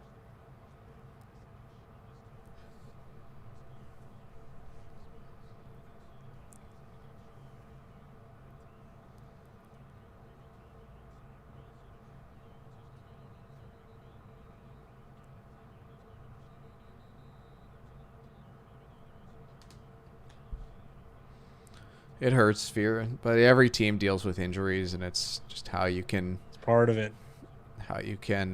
keep going. That's why it's important to have like depth and good coaching, and why coaching is so important, because a lot of times you can bring in another guy and just have the same amount of success.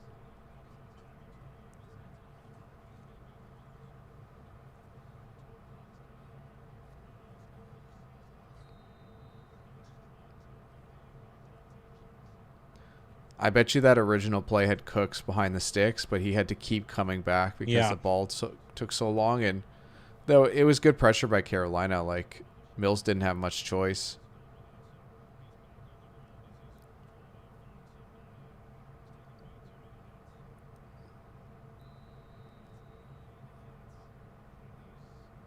But a good job, a good tackle there. I'm not sure who 26 is on the Panthers, but he did what he needed to do. Dante Jackson. Yeah, good tackle by Dante Jackson. This game is pretty much done. Only 1 timeout left for the Texans in a 2-possession game.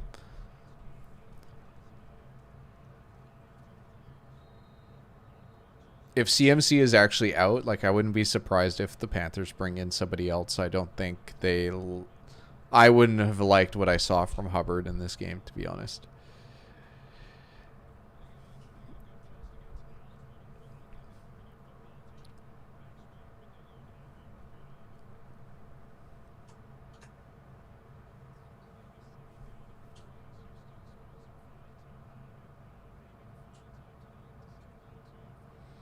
That's true. Like Mills, I think Mills did fine this game. Like I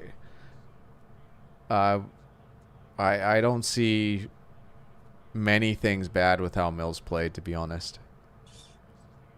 But I had very low expectations. I was thinking the same thing. Yeah. I was just thinking the same thing. Like Mike Davis did such a good job in this offense. Hubbard just looks just a little bit lost. Who knows if it's just because he's just not ready or whatever. But obviously they had confidence in keeping him and having him as a second back to start the season. The Ravens took everyone. There's so many veteran running backs that are at home that could come in and play. It's kind of silly. The Eddie, the next time we're going to be live is for Monday Night Football, which is who's playing this. Philly Dallas is the Monday night game. I'm looking forward to that game. Yeah, Picks video will be out Sunday night. Hopefully sooner than later. It's been tough. Like it probably took me 4 hours on Sunday between when we finished recording to when the video actually got posted on YouTube. It's so long. It takes forever.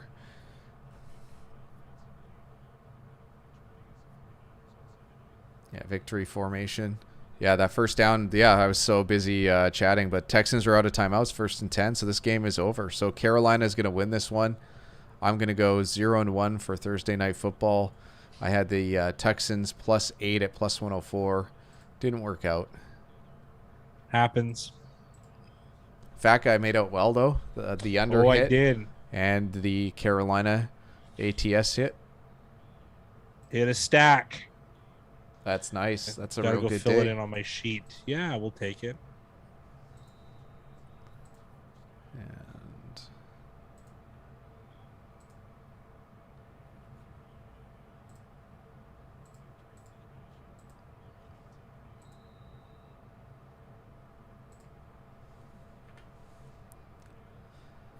yeah, let's see. 76,994 bets placed on this game. And what's the score at the moment? 24-9.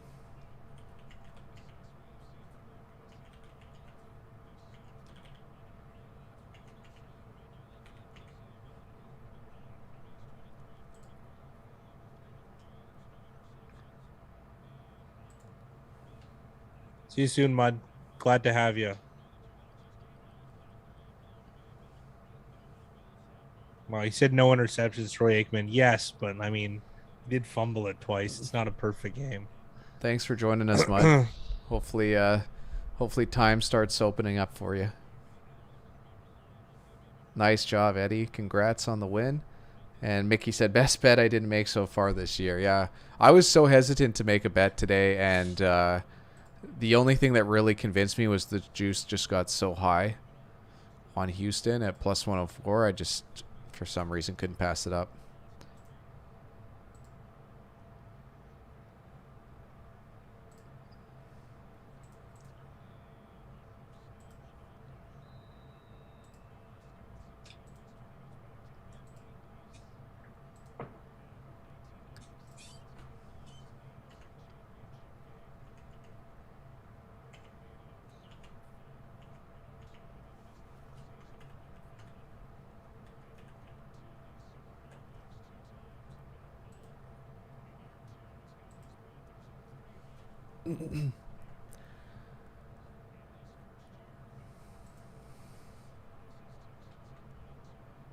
Well, that's it for the football game. I guess I have the leaderboard to update as well. Oh. Let's see, 17. Ooh, the gay size. Is Adam Gase coaching in the league at the moment? Not that I know of, no.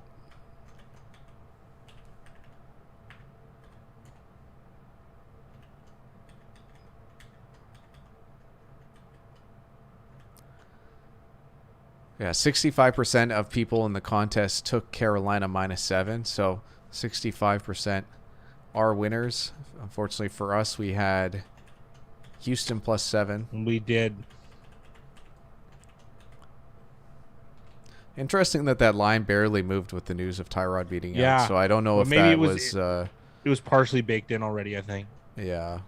Which makes me think that they were only like 3.5 point favorites on the road.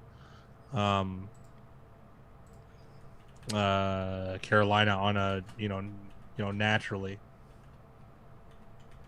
Yeah, possibly. Hard to say.